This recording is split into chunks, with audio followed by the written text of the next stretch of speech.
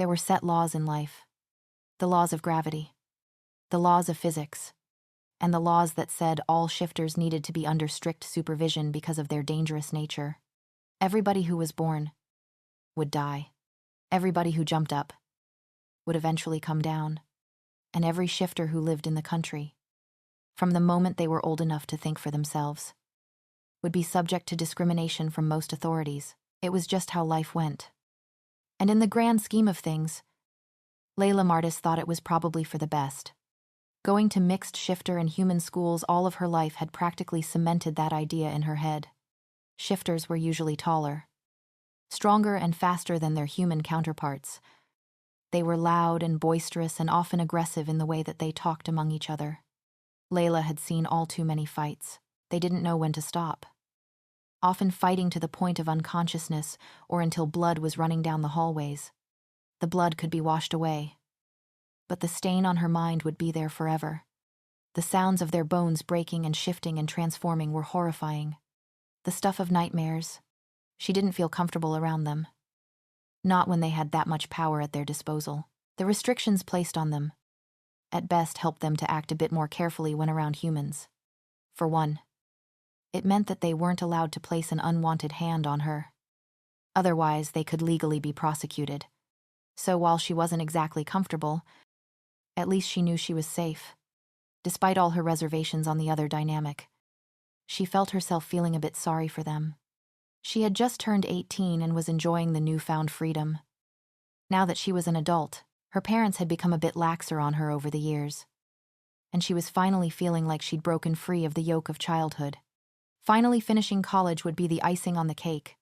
On the other hand, the shifters in her age group were still constrained to a government-instilled curfew. And they would be until they turned 21. By 9 o'clock in the evening, they had to be in their houses or face arrest. Layla lived in a moderately sized side country town called Rayners Creek, one where plenty of the establishments were still human only, and her privilege was even more amplified than it would be in the city. She thought that was probably why she was going down to the hospital at 5 in the morning. A couple hours before she was due to get ready for another day at college. A couple of doctors had come down to the college the other week, giving a talk about the great scientific discoveries made through gene splicing and isolating shifter genes. She had found herself looking at her classmates during the assembly, wondering how they felt while the doctors talked about finding the gene where their super strength was located. It put a weird feeling in her stomach. Of course. Then she had heard the mention of 500 pounds. Her mum had agreed to drive her even though she didn't agree with Layla's decision to subject herself to testing. You've read the leaflet. Mum, she sighed, flapping the flimsy paper in front of her as they walked towards the hospital entrance. All they want to do is inject me with something and see if my sense of sight or smell increases. What's the worst that can happen? The worst that can happen is that you turn into one of those werewolves. Layla rolled her eyes. Rude. She placed the leaflet back in her pocket. Contrary to the superstitious beliefs of the elder generation, it was impossible for a human to become a werewolf. She had learnt that in year 5. You know that counts as a slur. Right. Her mum scoffed but said nothing else as they walked through the double doors. Now that she was in the hospital, she was feeling slightly nervous, starting to mentally reconsider if being there was actually such a good idea. It felt like all eyes turned to stare at the 2 red-headed women as they walked through into the lobby and to the reception desk. Layla in her hot pink coat and scarf, her mother in an equally as shocking orange ensemble. She knew that Jen would say she looked a terrible mess, in that distinct Floridian accent of hers. Speaking of her friend, she also knew that the girl would say she was an idiot for following the white-coated doctor down the hallway and into the small clinical office. The dark-haired man had said a few words to her mother, ones that Layla missed because she was too busy freaking out in her head. And then Mrs. Genevieve Martis was taking a seat on a hard lobby chair while waving her daughter off. Why? Thanks, Mother, Layla thought sarcastically in her head. It wasn't as if she needed the emotional support or anything. Alone in the doctor's office, she sat patiently while he fiddled with a few objects on the metal gurney and spoke in hushed tones with the nurse who had come to assist him. She had already changed into the crumpled hospital gown they'd given her, and was wearing nothing more than that thin material. Feeling overwhelmingly self-conscious, it didn't help that her chest was small. While she usually didn't mind their size, there was something about the way the gown hung off the peaks of her nipples that was incredibly unflattering. She found herself feeling like a 12-year-old who was completely out of her depth. The thought that she had been sitting there for much longer than 10 minutes briefly flitted through her mind when finally, the doctor turned to address her. A polite smile on his face. "Okay. Miss Martis," he started. Looking at the clipboard in his hands, "I take it you've been briefed on the tests." "Correct," she opened her mouth to say. "No." When the door to the room opened and another couple doctors were coming through with other medical equipment. By the time the noise died down, her protest had been lost in the muddle and she watched, confused as they prepared what looked like a needle with a watery white liquid inside, rather than having a sharp point. The needle-like object had a blunter plastic tip on the end. It did little to quell Layla's rising discomfort. "Okay. Miss Martis, we're going to give you some gas and insert this liquid into the skin just inside your vaginal canal." She almost choked on her spit. My what? If she had known, she would have thought twice before signing the contract. There was a distinct inkling of embarrassment that was now sinking into her. Did her mum know? "It'll take no more than 3 minutes," he said, sounding like he hadn't heard her shock, "and it won't hurt at all." She coughed. "But why do you have to put it there?" He raised a bushy eyebrow at her and started rattling off a bunch of medical terminology, talking about ovaries and blood types and other complicated details that she couldn't quite follow. Attempting to process the information, Layla gave a muted nod, consoling herself with the fact that she was in a safe hospital environment. It would only take the next few minutes for her to be 500 richer. It would be worth it even if she didn't know exactly what was happening. She let herself be laid down on the stretcher and the mask placed over her face, controlling her breathing and trying to block out the sounds of the doctors talking to each other.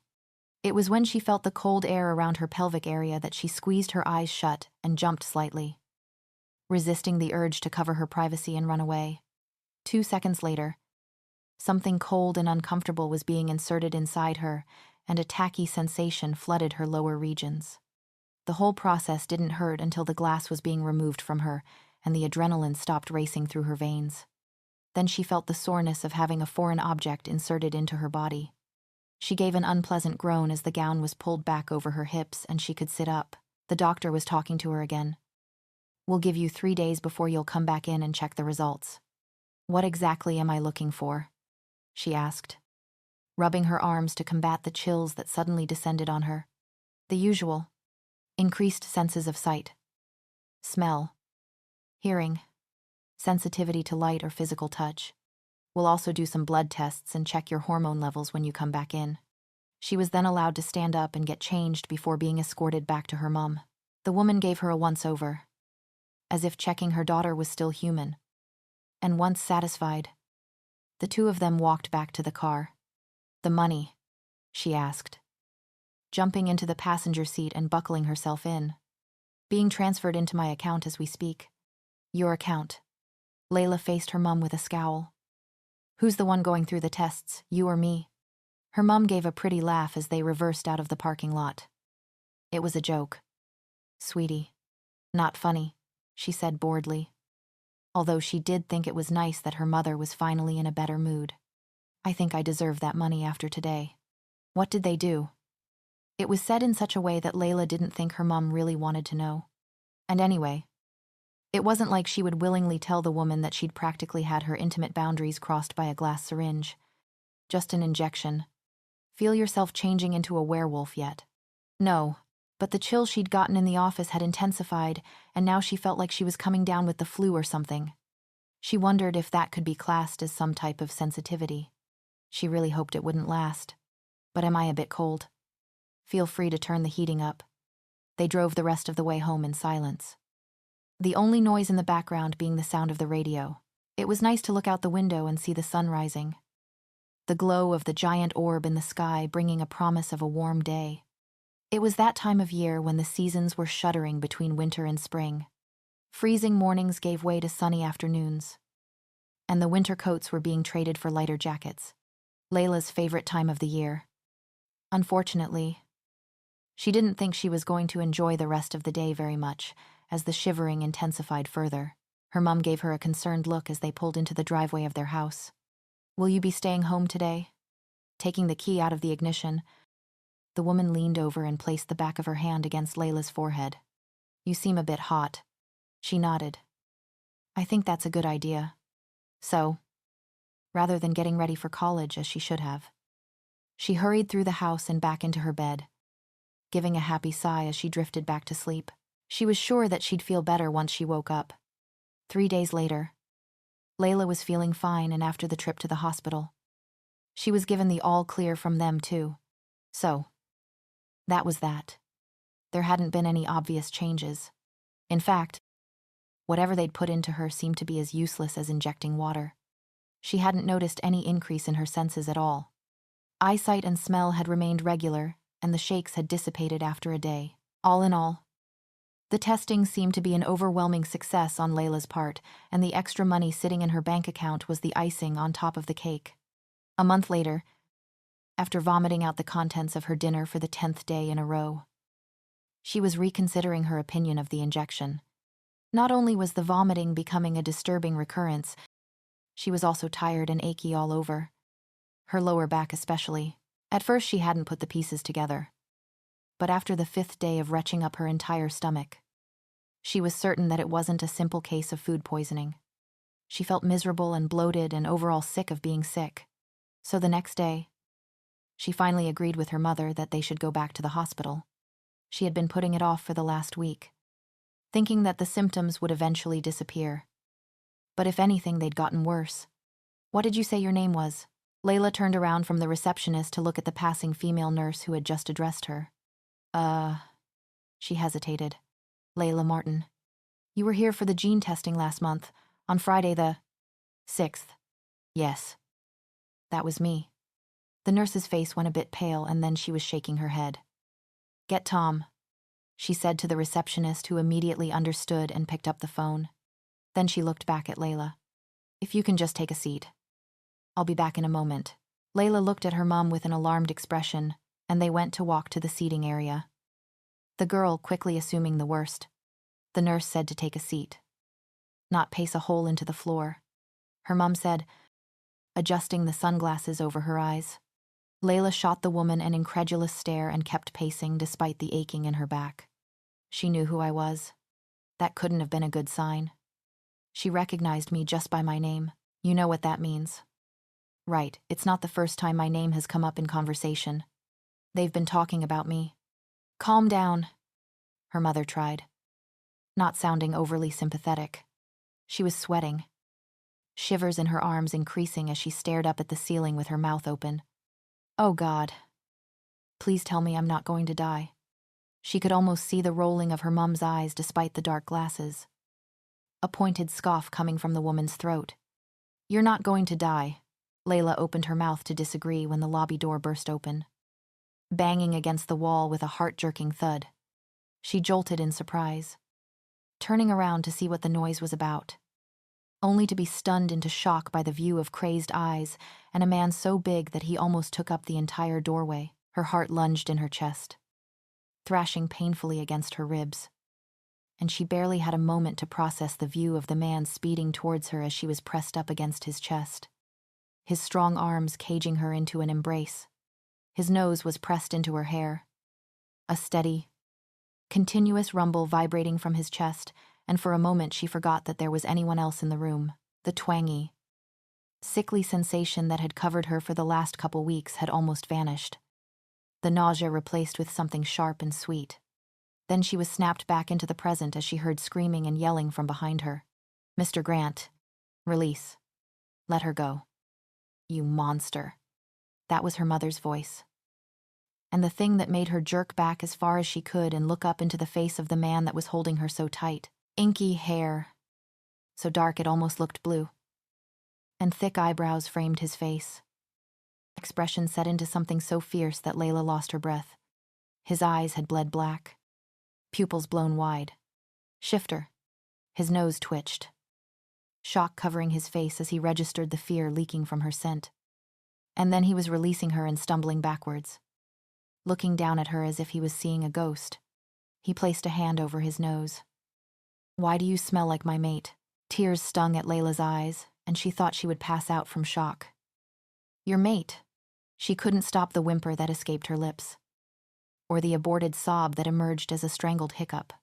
The man's eyes kind of glazed over at the sight of her tears, and a second later she was back in his arms, entangled in the heat emanating from his body. Hey.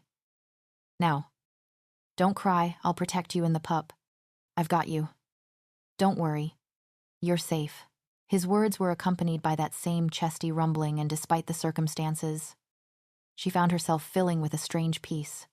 She was safe, at least until his words registered. Pup, she squeaked. Did you say pup? At her words, the mysterious man let go of her again and cursed, moving out of arm's reach. He put his head in his hands like he had no idea what was going on. Then, Layla noticed the presence of the nurse from before and the doctor who had conducted the testing on her. The one who had injected her with the milky white serum spoke, a guilty smile on his face. We may have had an accidental mix-up. Her vision shuddered between dark and light, and she barely registered the fact that her mother was collapsing in a pile next to her before she was fainting too. Vision being completely submerged in black. She was trying not to stare at him, or climb back into his arms, ever since she'd woken up and noticed that he was still there and that she wasn't just having a horrible nightmare. She'd been forced to deal with the horrible realization that this was actually happening to her. The gruff, scowling shifter sat in the chair beside her. Wasn't a figment of her imagination. The only reason her mother was only talking in a slightly raised tone of voice, rather than full-on screaming at the hospital staff, was because she didn't want to get kicked out of the premises before they got their answers. Layla could tell by the lilt of her mother's tone and the way she tapped her fingernails against her bag that she was livid. Layla was mostly in shock, sitting silently as the doctors tried to explain the big accident. She placed her hands over her stomach. Feeling sick, there was really a baby in there. Inside her. A baby who could either be shifter or human depending on which way the gene pool fell. A real, live baby. She caught the man looking down at her stomach and removed her hands. Her throat was dry. I'm not ready to be a mum. The other people in the room didn't seem to hear her, the sound of her mother's loud voice drowning out her weaker one. Why the hell did you even have his sperm sample in the same room as my daughter? Her mother hissed, glaring over at the man next to Layla. He seemed to shrink under her angry stare, shoulders hunching like he could close in on himself. Tom, as the doctor was called. Sigid. All male shifters over the age of 21 have to give quarterly sperm samples to monitor their aggression levels. Somehow, after Mr. Evans gave his sample, it ended up in the mix with our testing serums. The sample was injected directly into your daughter's vaginal canal where it— Yes, I understand. Her mother cut in, looking half on the cusp of fainting again. Layla felt even more sick. The nausea and embarrassment, a potent combination. Why does she feel like my mate? Those were the first words she had heard him speak since the altercation out in the lobby. A repeat of the question from earlier. I don't even know her, but it feels like we've been mated for years. His voice was deep and slightly raspy, as if his throat was as dry as hers. The sound of it made her frown and look down at her lap, feeling even more like an adolescent next to the hulking giant of a man. The hot curls of embarrassment were utterly suffocating her now, which only made the desire to dive into his arms get stronger. Tom coughed. Her being pregnant with your child is acting like a, sort of, quasi-bond. In essence, it has confused your body into thinking that you've mated her. So, it'll only last until the pregnancy is over? He asked. Tom nodded. That's correct. His next words came out in a growled bite. So what about my girlfriend? Layla couldn't stop the pained sting in her chest, nor the lurching of her stomach. She shouldn't have been so affected by those words, but she was. Body going numb. There was a moment of tension-filled silence. That's up to you, Mr. Evans. Tom finally said, but for the sake of the baby, you and Miss Martis need to remain in constant contact. Surely your instincts will already be telling you that. Layla had no idea what kind of instincts the shifter was dealing with, and she wasn't sure if she wanted to. All she wanted to do was go home and pretend none of this was happening. Can the pregnancy be terminated? That question came from her mother, who had finally recovered from the last blow. We can terminate the pregnancy from anywhere up to 18 weeks. Tom and her mother looked at her expectantly. Like they were waiting for her to give an immediate answer. She found herself shaking her head. "Please give me some time," she said, feeling frantic. "This is all too early to—" "Layla," her mother cut in, seething with rage. "Don't be stupid. You are not having a werewolf baby." It felt like the whole room flinched when the word werewolf passed her lips. The shifter next to her lifting his lips in a growl. The woman snapped her head to look at him and bore her own teeth. "Shut up. You damn ugly mutt." "Mum, no. No daughter of mine will ever give birth to such a dirty creature." Tom stood up. "Mrs. Martis, I'll have to ask you to stop," he huffed, voice shaky. "The decision is down to your daughter. You can come back in the next few days and let us know your choice. Fast, because we don't know how far along you are yet and if you want to terminate. You'll have to be below the threshold. When you come back in, we can also sort out some type of compensation for this unfortunate incident." With no other words, her mum stood up and grabbed Layla's arm, yanking her towards the door with a bruising intensity. "Mum, stop," she complained, twisting around to look at the shifter that she could feel staring holes into her back.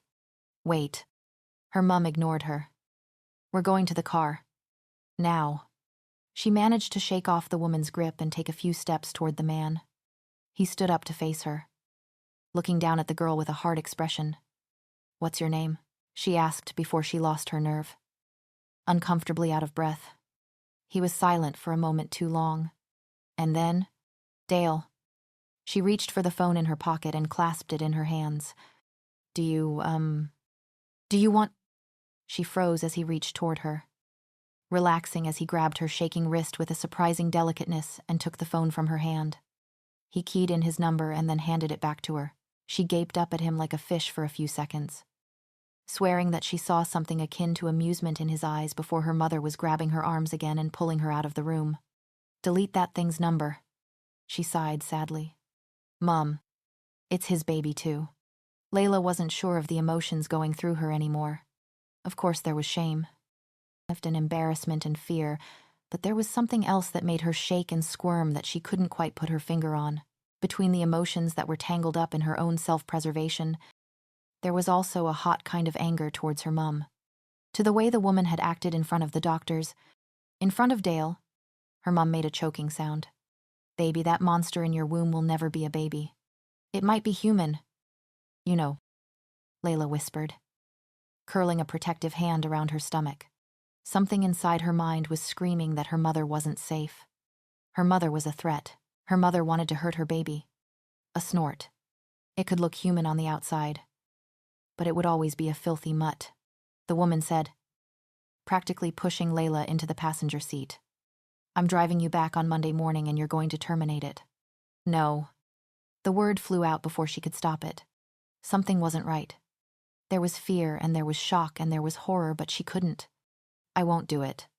Mum, I can't."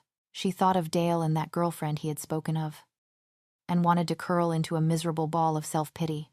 Then she thought of the baby. She thought of being round and full with her own child, birthing them into the world. A cruel, a hostile world that was against them at every turn. What was she doing? She couldn't be the single, human mum of a shifter baby. Was that the fate she was resigning herself to? Or perhaps Dale would fight for custody. Say she was unfit to raise a pup, take her baby away and raise them with his girlfriend instead. Layla would be reduced to weekend visits, be forced to listen through the door as her child cried on the phone to their papa. "I don't like it here. I want to come home to you and Mummy." And then she would be that unloved woman, no longer a parent but a stranger, her eyes filled with tears, heart brimming with the desire to hide herself away from the world. She wanted to feel that peace that she'd felt earlier in Dale's arms, but perhaps even he wasn't safe. "That thing needs to be gone by the end of the week, or you're gone." Layla sunk down in the seat. "What does that mean?" Her mother looked at her with a smile, not a friendly smile by any description of the word. "It means you have that procedure, or you pack your bags and get out of my house." She had 2 days to prove to her parents that she was serious about going through with the pregnancy. The two of them were adamant that she was getting the procedure, no matter what. Mostly. It was her mother who was pressing the matter. However, her dad had staunchly agreed with the woman. He wasn't happy when he heard Layla's plan. In fact, he was so angry that he had bottled up and refused to say another word to the girl. Layla was just happy that he hadn't sent her to her bedroom like she was some sort of petulant teenager. Or grounded her. Really, though. She spent most of her time in her room anyway, so it wouldn't have made that much of a difference when the tension in the house got too heavy. She sent a message to Jen, asking if the girl wanted to meet up at their regular place. There was a little coffee shop, only a 10-minute walk from both of their houses, which was not only convenient in terms of distance, but was also surprisingly cheap. It wasn't particularly appealing to look at, or even sit inside for long periods of time. But it did good coffee at a decent price, so Layla didn't think she could demand anything more. Although, she supposed she should lay off on the coffee now that she was pregnant. She didn't know if she was allowed to drink the stuff with a baby in her belly and would rather play it safe for the time being. At least until she could go back to the hospital and have a proper checkup. Monday, she thought. I just have to get to Monday. She hoped that by then, her parents would have calmed down enough to support her in the journey. They could make an appointment to go back to the hospital. She could get scanned and checked and figure out how she was going to make all of this work. No more than 5 minutes later, her phone was buzzing with Jen's affirmative answer. She slipped on a pair of comfortable shoes and gave a shout to her parents that she was meeting up with her friend before yanking on a jacket and leaving the house. The air outside had a slight chill to it. Yet instead of turning back around to get a thicker jacket, she pressed through the breeze and sped to the cafe before her back started aching again. It felt like she was in an alternate reality as she walked into the small shop, heard the jangle of the bell, and sat in her regular seat. It felt anything but normal, even though she had done the same routine hundreds of times before. Eventually, Jen arrived, smiling as she pushed through the door and made a beeline to Layla.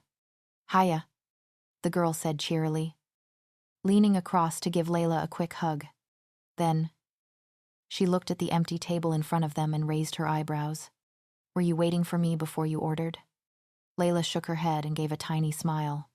"I'm not having a coffee today." "Jen." "Right." Jen drawled, flicking her bleached platinum hair over her shoulder and sitting down slowly. "Are you feeling okay?" Picking at the sleeve of her jacket suddenly seemed like the most exciting thing in the world. Not really. She'd been hoping that she'd at least have 30 minutes to relax before having to drop the bombshell, but her plans had been ruined. With a sharp exhale, she couldn't find a better way to break the news than to simply say, "I'm pregnant." Jen started laughing. "Wow. You had me worried for a second," she chuckled, covering her mouth as her whole body shook. "You're so funny." "Lay. Come on. Let's go order." Layla managed to restrain from banging her forehead against the metal table in exasperation. "I'm not joking. Jen," she said, shakily. "I'm really pregnant." Jen was still smiling. "Okay. Who did you sleep with?" "Huh." She leaned her chin against the palm of her hand. "Was it Jeff? Oh. Wait, Tyler. I remember you saying he was a hottie." No. Layla interrupted quickly, looking around the cafe. "Gosh. Don't speak so loud." "Well. Come on. You're the one who's talking about being pregnant." The smile had dropped off by now. "Are you serious? You had relations before me?" "Of course I'm curious. Did you not use protection or something? How the hell could you be pregnant? Remember I went to the hospital last month for the testing." For the 500 pounds, we spent like 50 of it at the arcade the next week." "Oh yeah. I remember. I forgot all about that." Jen frowned, shuddering dramatically. "Ew. Please. Don't tell me you got pregnant by one of the doctors." Layla couldn't help but roll her eyes. "In some ways, it would be easier if I did." She mumbled. "No. There was a mix-up with the testing samples, and they accidentally inseminated me. I'm finding this hard to believe." "Well, it's true, whether you believe it or not," she snapped, fed up of explaining herself. "If I was joking, I would have told you already." "Fine. Who's the daddy then?" "A shifter. Layla swallowed, rubbing her head. His name's Dale. Layla could see that her friend was concerned by her words. The girl's face screwing up in what seemed like pain. Oh, Jen said, looking down at the table. How did your parents react? Badly. As expected. Mum says she's taking me to get a termination on Monday. Otherwise, she'll kick me out of the house. She deadpanned. I'm not having the procedure and she'll just have to get over it. I know she'd never kick me out. She's just being dramatic. Jen looked back up at her, looking less concerned. Somehow I knew you wanted to go through with the pregnancy. The girl said, softly. I know it can't have been an easy decision. Your baby might be a shifter. You know, Layla shrugged, feeling a bit defensive. I don't care, she told her, wondering if that was completely true. She put a hand over her stomach, still unable to fully comprehend something growing inside her. It may be human. She paused. But either way, it's still my baby. Jen gave a determined nod. Well then, I'll support you either way. Grateful smile on her lips. Layla nodded back. Thanks. I really appreciate that. They fell into a strange silence, one that was neither comfortable nor uncomfortable but charged with the knowledge that things between them had irreversibly changed. Layla felt like she had instantly aged 10 years. She looked at her friend and wondered what exactly was going through her head. Jen had never really had much to say about shifters. But like most humans, she knew her opinion of them wasn't that high. She had been fed the same small-town gossip of them, and had subscribed to a lot of the ideologies of her own parents, and had never spoken up in opposition against their treatment. Nobody wanted to be labeled as a werewolf sympathizer. Jen finally smiled again, although it wasn't as carefree as before. So, what does Dale look like? She asked, a glint in her eyes as she fell into the familiarity of simple boy talk. Layla could feel her hands get a bit hot. Don't think I'm weird for saying this. Okay. She didn't wait for an answer before continuing. But he's gorgeous. He's got super dark hair that's kind of faded at the back and falls into his eyes at the front. And he's like, super manly too. So tall and muscular and... She cut herself off with a miserable sigh. Jen giggled. Sounds like you have a crush. Don't even get me started. Layla groaned, looking at her friend with frantic eyes. Of all the shifters in this damn town, it had to be the one that looks incredibly attractive who thinks the bumbling ginger is his mate. Wait, what? Yeah. She sighed. Apparently. He thinks I'm his mate because I'm pregnant with his baby. He went all weird and cuddly, talking about protecting me and the pup. She didn't mention the fact that she could have stayed in his arms forever, or the fact that she didn't actually find it that weird at the time. In fact, it had felt like the most natural thing in the world while it was happening. The worst part about it is that he has a girlfriend. I can't even think about him without feeling guilty. Jen whistled, looking pensive.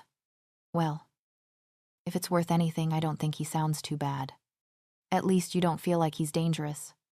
Right? My mum's probably more dangerous than he is, she muttered, rolling her eyes with a snort. I'm telling you, that woman's crazy if she thinks threatening me will make me change my mind. Totally. Things weren't any less crazy when she got home later that afternoon. Rather, her mother stressed again that she was incredibly serious about having the pregnancy terminated. There was nothing Layla could say to make the woman budge on her point, so she stormed up to her room and stayed there for the rest of the night. She was woken up by the feeling of intense nausea, barely making it to the toilet in time before violently expelling the minuscule contents of her stomach. She didn't feel much better after she was done retching and lay against the cold, tiled floor for a while, listening to the sounds of movement from downstairs until she gathered enough energy to shower and brush her teeth. Eating was a sad affair. Nobody had bothered to cook breakfast, so she was forced to scavenge around in the cupboards for something to eat, shovel it down her throat, and then forcibly will away the urge to expel it all back up again. Thankfully, lunch and dinner were prepared. But even then, the eating was accompanied by an angry silence. Her dad still wasn't talking to her, and her mother's replies were bitter and sarcastic, followed by the reminder that they would be going back down to the hospital the next day.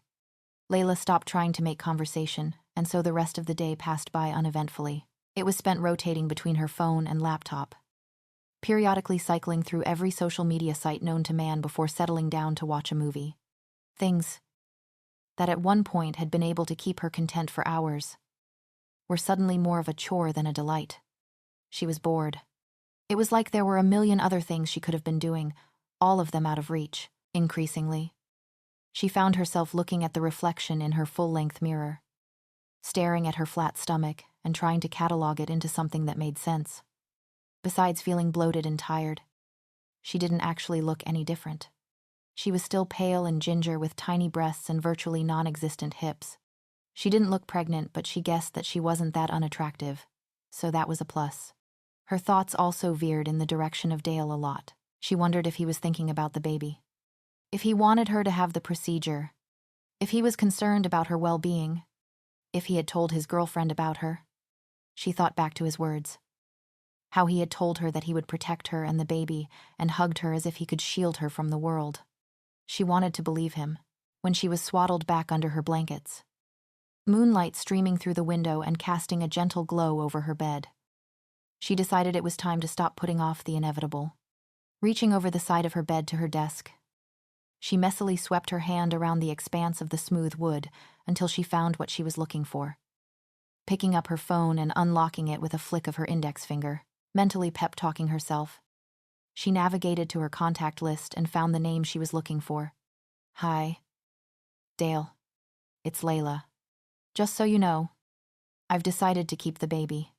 After another bout of gut-wrenching morning sickness, Layla peeled herself away from the toilet for long enough to get ready for college.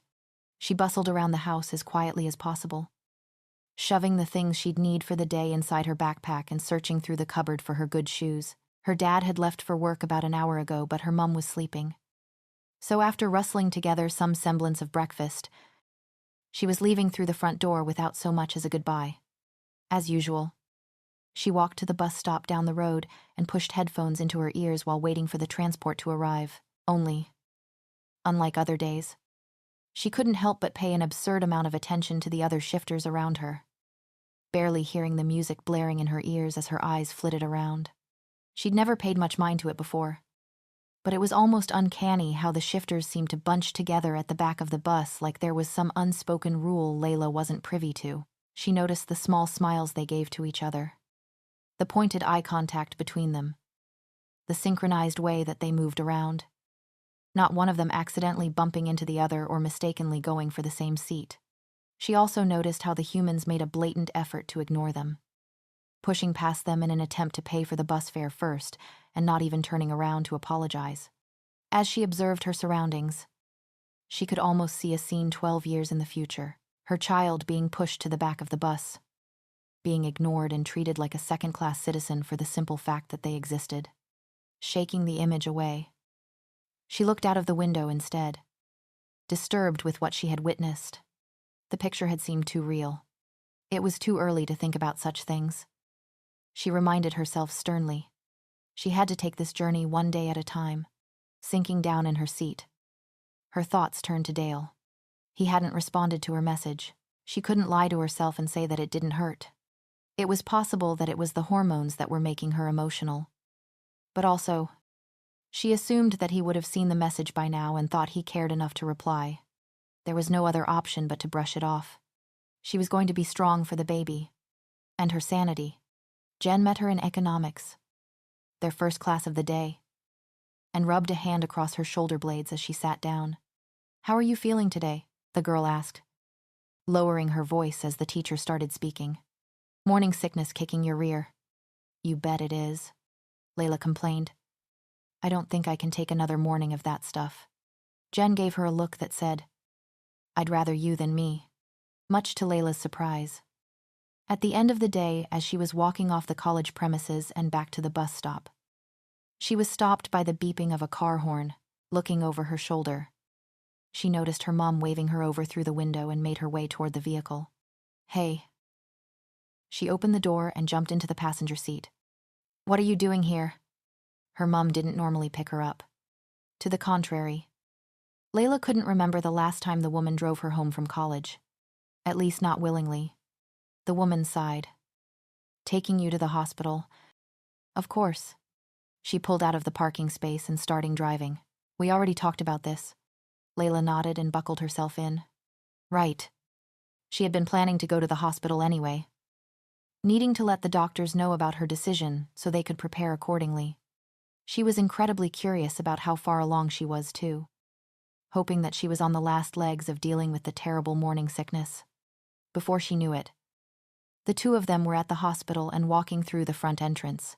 It was cold, stark white and lifeless. The smell of antiseptic strong even though they were only in the lobby. Even the few potted plants did nothing to raise the general morale of the area, as everybody still looked utterly depressed. I hate this hospital, she mumbled to herself. It gave Layla a strange sense of déjà vu. Walking to the reception desk and watching the lady call for the doctor without so much as a hello. I'll wait out here, her mum said, sitting down on one of the hard plastic chairs and adjusting the sunglasses on her nose. Layla frowned but didn't complain. Okay. I'll be back in a bit then. When the doctor saw her, he gave her a friendly smile that only somewhat quelled her fears. What's your decision, Miss Martis? Tom asked her, taking a seat. Have you decided to go through with the pregnancy? Her head jutted down in a nervous nod. Yeah. Does Mr. Evans know? You mean Dale? She creased her eyebrows together. Yeah. He knows. I sent him a message, but he hasn't replied. She told herself that she wasn't bitter about it. She wasn't. Part of her wished that he was there with her. The kind smile didn't leave Tom's face. Okay. Well, we'll do some testing to check on the baby, and then we can talk about how to go forward. Is that okay? She nodded again, pressing her lips into a thin line. If you just jump up here, he said, patting the medical bed with his fingers. I'm sure you'd like to know how far along you are. Layla did as she was told. Thankfully, the following tests were fast and non-invasive. She didn't think she'd be able to handle anything else being stuck inside her. Especially not by Tom. Everything looks on track for being 8 to 9 weeks along, he chirped, the jelly on her stomach spreading when he moved his hand. If you look over here, you can see the outline of a head. He pointed to the screen. And here's the body and umbilical cord. You can see the baby is very small. Layla's breath was caught in her chest, the lump in her throat refusing to budge. That's my baby, she whispered, blinking away tears. She could hardly believe her eyes. The moment so utterly surreal. It was almost like she had been disconnected from reality for a split second before snapping back. The image looked like nothing more than an oddly shaped blob, only vaguely resembling anything human. But it was her kid, her baby. It sure is. She tried to clear her throat. Can you tell if it's a shifter yet? Tom hesitated. You're just about far enough. So yes. He cleaned the substance off her stomach and came back with a needle.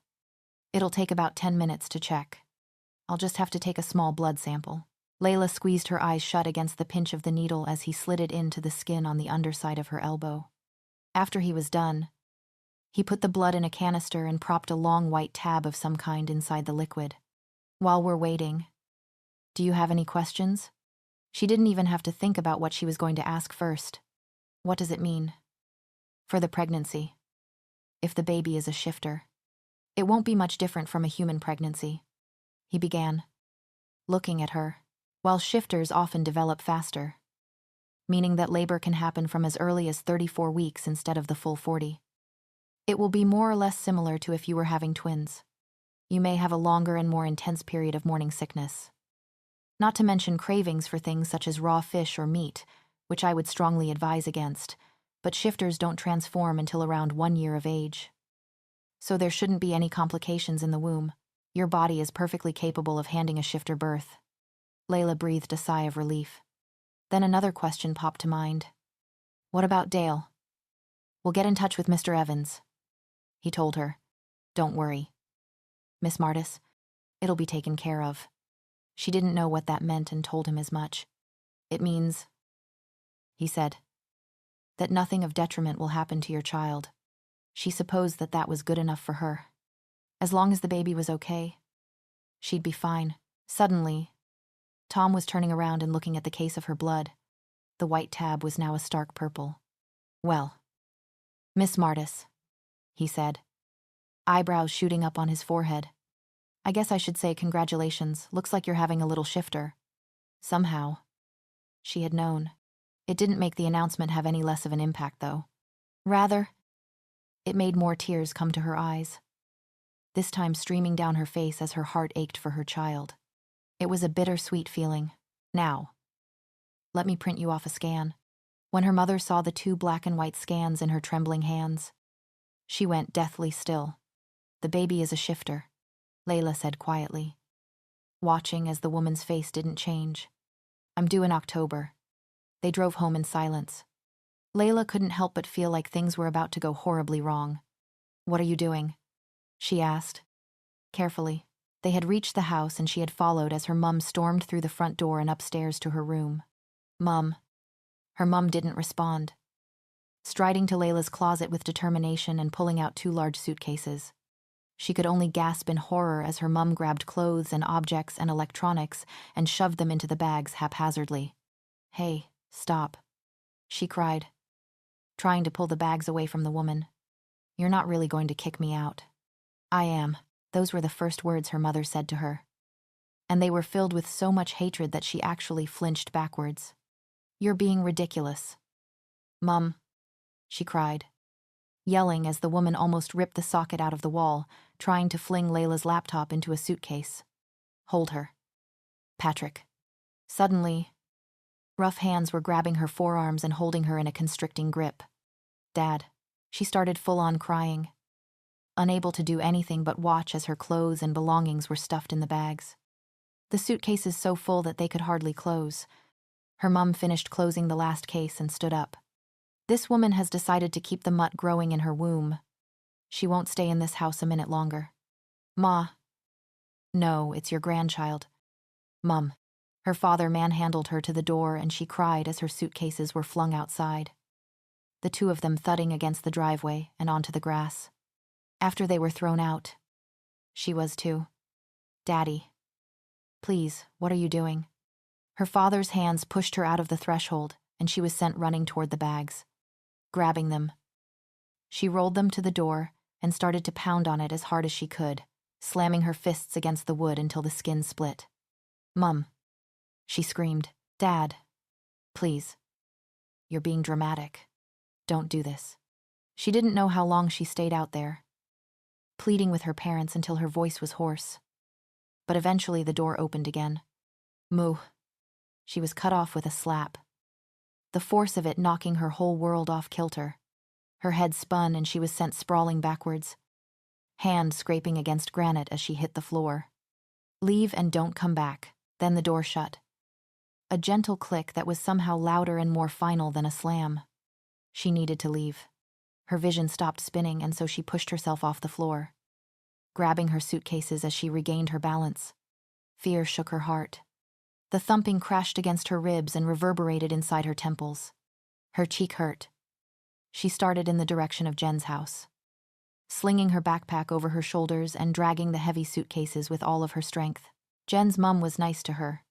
She always baked cookies for her during Layla's frequent overnight stays and would often slip 10-pound notes into her hand when Jen wasn't watching. You need to leave. But the woman that answered the door wasn't the same one who hugged her when her first fish had died, nor the one who painted her toenails for her when she had broken her arm during high school. It was the woman who was also Genevieve Martis's good friend, the woman who now considered Layla a traitor. But Marianne, you heard me. Layla. How disgusting that you think I'd let you stay here when you're carrying the child of a wolf. Even worse. His offspring is a mutt too, and you haven't taken that thing out of you. There was shouting from inside and Jen ran down the stairs, her older brother chasing behind her and trying to grab her arms. It's Layla. Mum. Jen started shouting. How could you do this? Jen's brother caught her eye and shook his head sadly. He had always been nice to her too. Once upon a time, Layla had thought he liked her. She had liked him. But he wasn't going to come to her defense. Jen kept shouting at her mum, begging and cursing and yelling as she was pulled away into another room. Get out of here, Jen's mum said, and then that door was shut in her face too. It was as if the heavens burst forth in agony for her. Rain suddenly pelting down from the sky in wild abandon. In 5 seconds, she was soaked down to the bone. She sniffed and looked around, curling her arms over her belly. She had else nowhere to go. No other friends that she could turn to. Homeless. With nothing more than 2 suitcases and a backpack to her name. Yet, she couldn't lie down and cry, or shrivel up with self-pity like she wanted to. She had a baby to think about now. With that thought, she stepped away from the house and started to walk. She had to stop walking eventually, teeth chattering in her skull and arms tired from the weight of her suitcases, completely drenched. She propped her bags against the wet park bench and fished her phone out of her pocket. Raindrops splattered against the screen, so she huddled over, trying to shield it against the onslaught. It wouldn't do her any good if it had water damage. Her fingers shook as she pressed her fingers against the device and brought it up to her ears. "Please answer. Please. Please. Please," she whispered in desperation, watching the air in front of her lips turn white with condensation.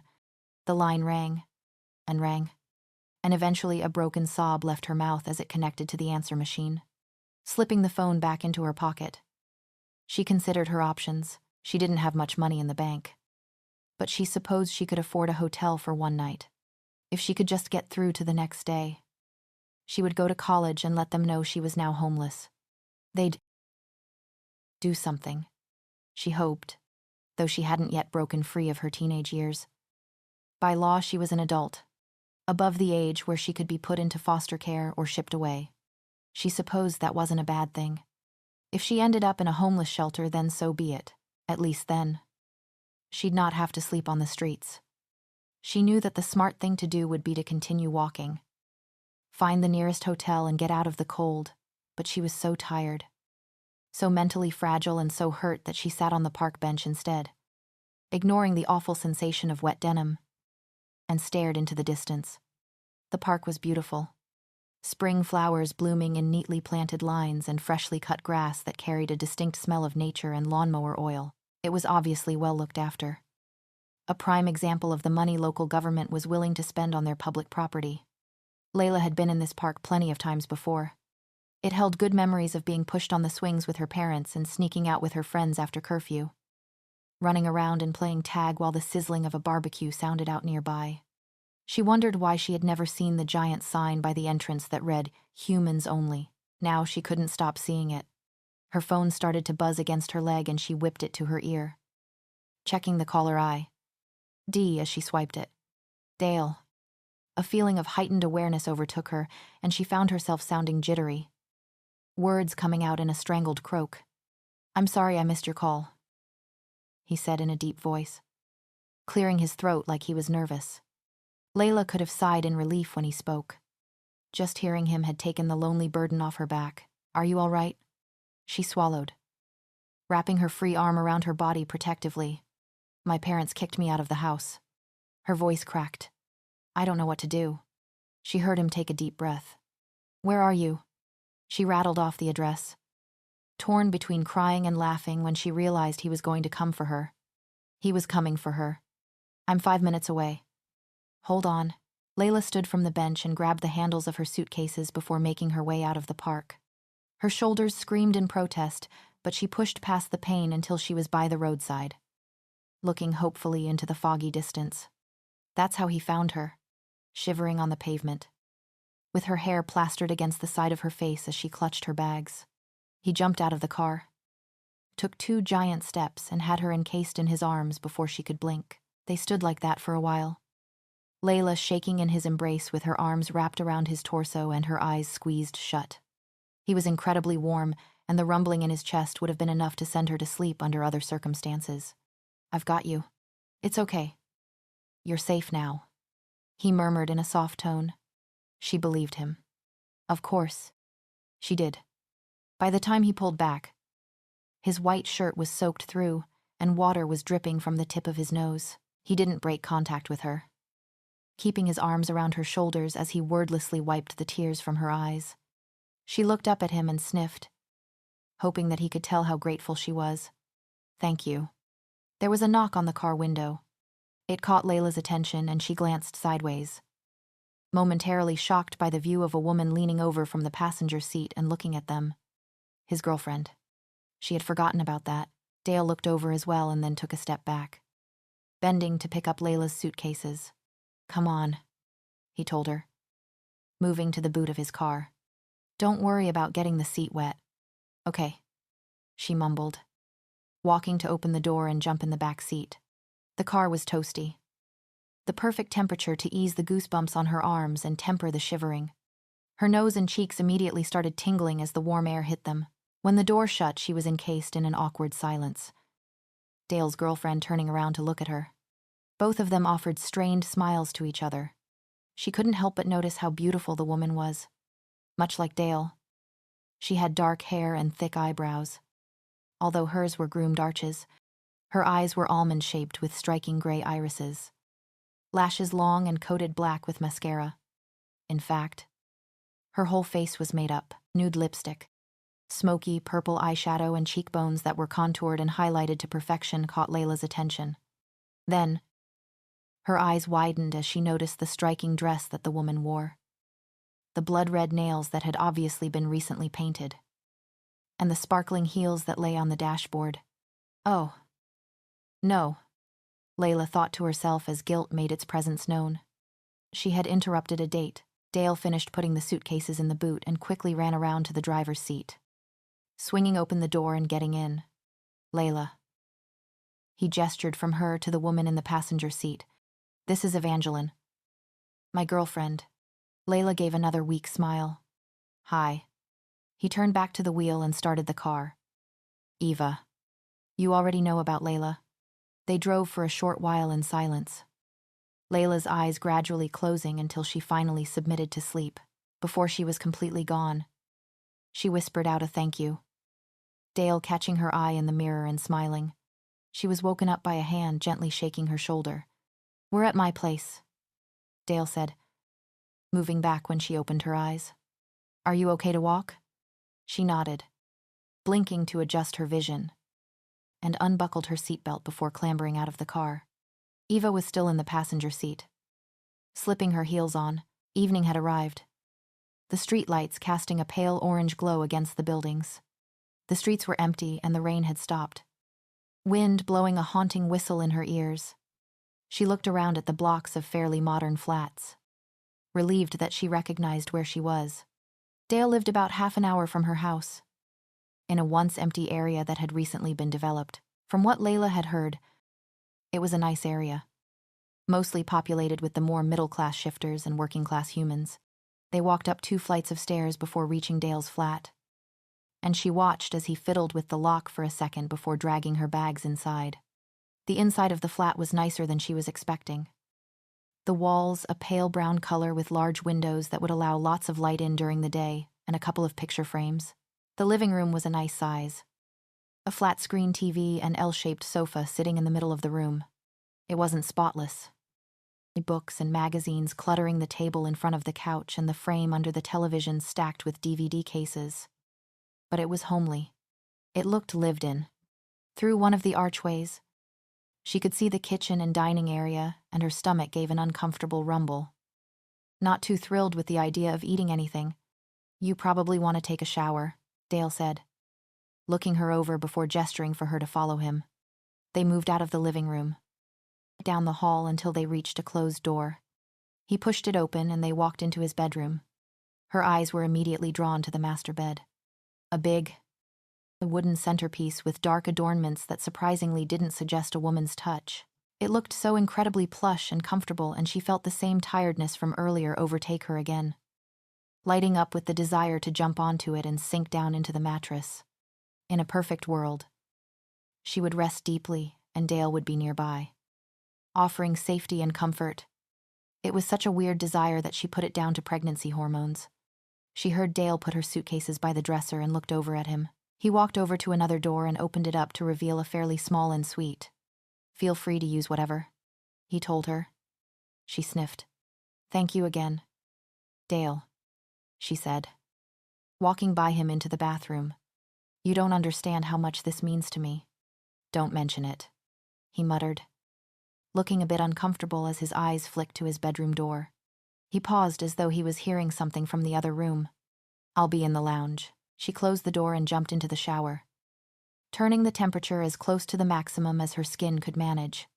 The scalding water provided some form of relief to her aching joints, and for a few minutes, all she could do was stand there motionlessly under the flow. It was only when she became conscious of the fact that she didn't want to grossly increase Dale's water bill that she started to wash herself. When forced to decide between the men's or woman's shower gel, she chose the men's, assuming that Evangeline probably wouldn't want her using her stuff. After she was done showering, she wrapped a towel around her and peeked out into the bedroom, careful not to drip too much water onto the floor. As Dale had said, the room was empty, and she hurried to apply lotion over her body and pull on some comfy clothes. Because it was late, she decided to put on her night clothes, purposefully avoiding the ones decorated in various characters from SpongeBob. She shuddered, thinking that she'd rather face a great inconvenience than have Dale and Evangeline see her in something so embarrassing. If it wasn't enough that she already felt like a subpar woman compared to the other girl, she didn't need her pajamas accentuating the point. There was a spike in volume from the other room, so she stilled, ears pricking up. "No way you're giving her our bed." Evangeline sounded offended. "What's wrong with the sofa?" Dale spoke a bit quieter than the woman, but his words were still clear. "She's carrying my pup." Eva. The discussion instantly became quieter until they lapsed into silence. Then Layla heard footsteps approaching the room. "Layla." It was Dale. "Yeah." The door cracked open and he stepped inside, sighing softly. "Are you okay with sleeping on the couch tonight?" She nodded quickly, totally unoffended by the prospect. "It's honestly no problem." He still didn't seem happy, but bundled up some cushions and a cover, leading her back into the living room and placing them on the sofa. When Eva saw them, she stood up from the chair she was sitting on and made her way to the bedroom. Dale watched her go with a frown before turning his attention back to Layla and relaxing his features. "Hungry?" She sat down on the couch and pulled one of the pillows to her chest. It smelt so much like him that she found herself breathing deeper to take more of it in. He smelt like aged whiskey. Cherry, apple, and gunpowder, a combination that made her head fuzzy and light. It was a distinguished smell, very manly, and something she would have expected from somebody twice his age. Though, now that she thought about it, she didn't actually know how old he was. Over 21. Absolutely. Because otherwise he wouldn't have been required to give a sperm sample at the hospital. Definitely no older than 25. She would have guessed. Coming back to the present, she responded to his question in a small voice. "No. I'm fine. Thanks." She shook her head from side to side.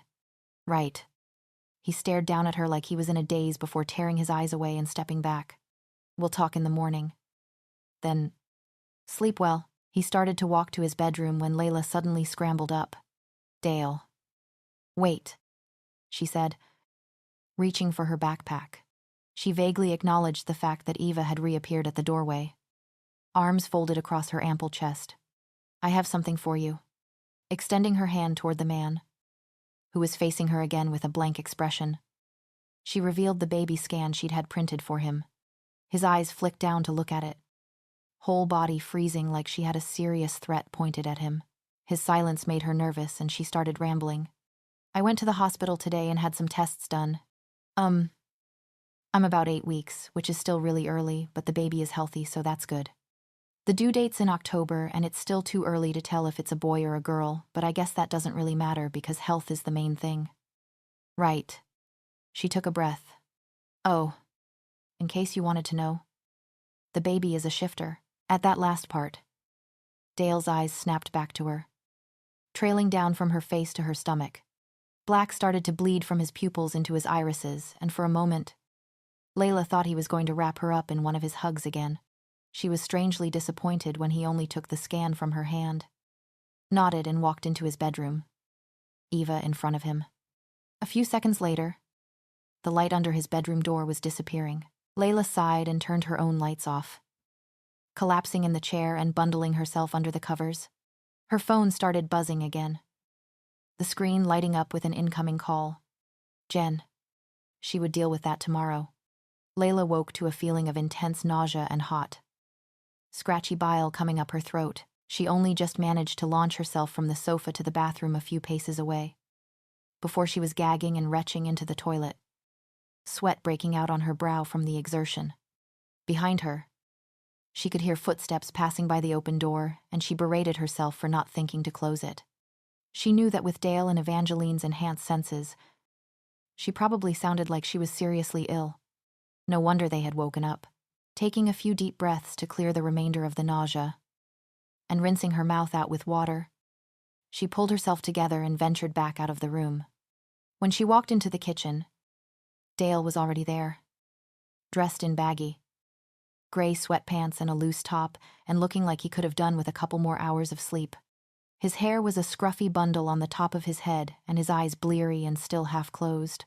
He looked up from the cupboard that he was digging through and smiled at her. "Morning." She cleared her throat. "Good morning." Didn't sound like it to me.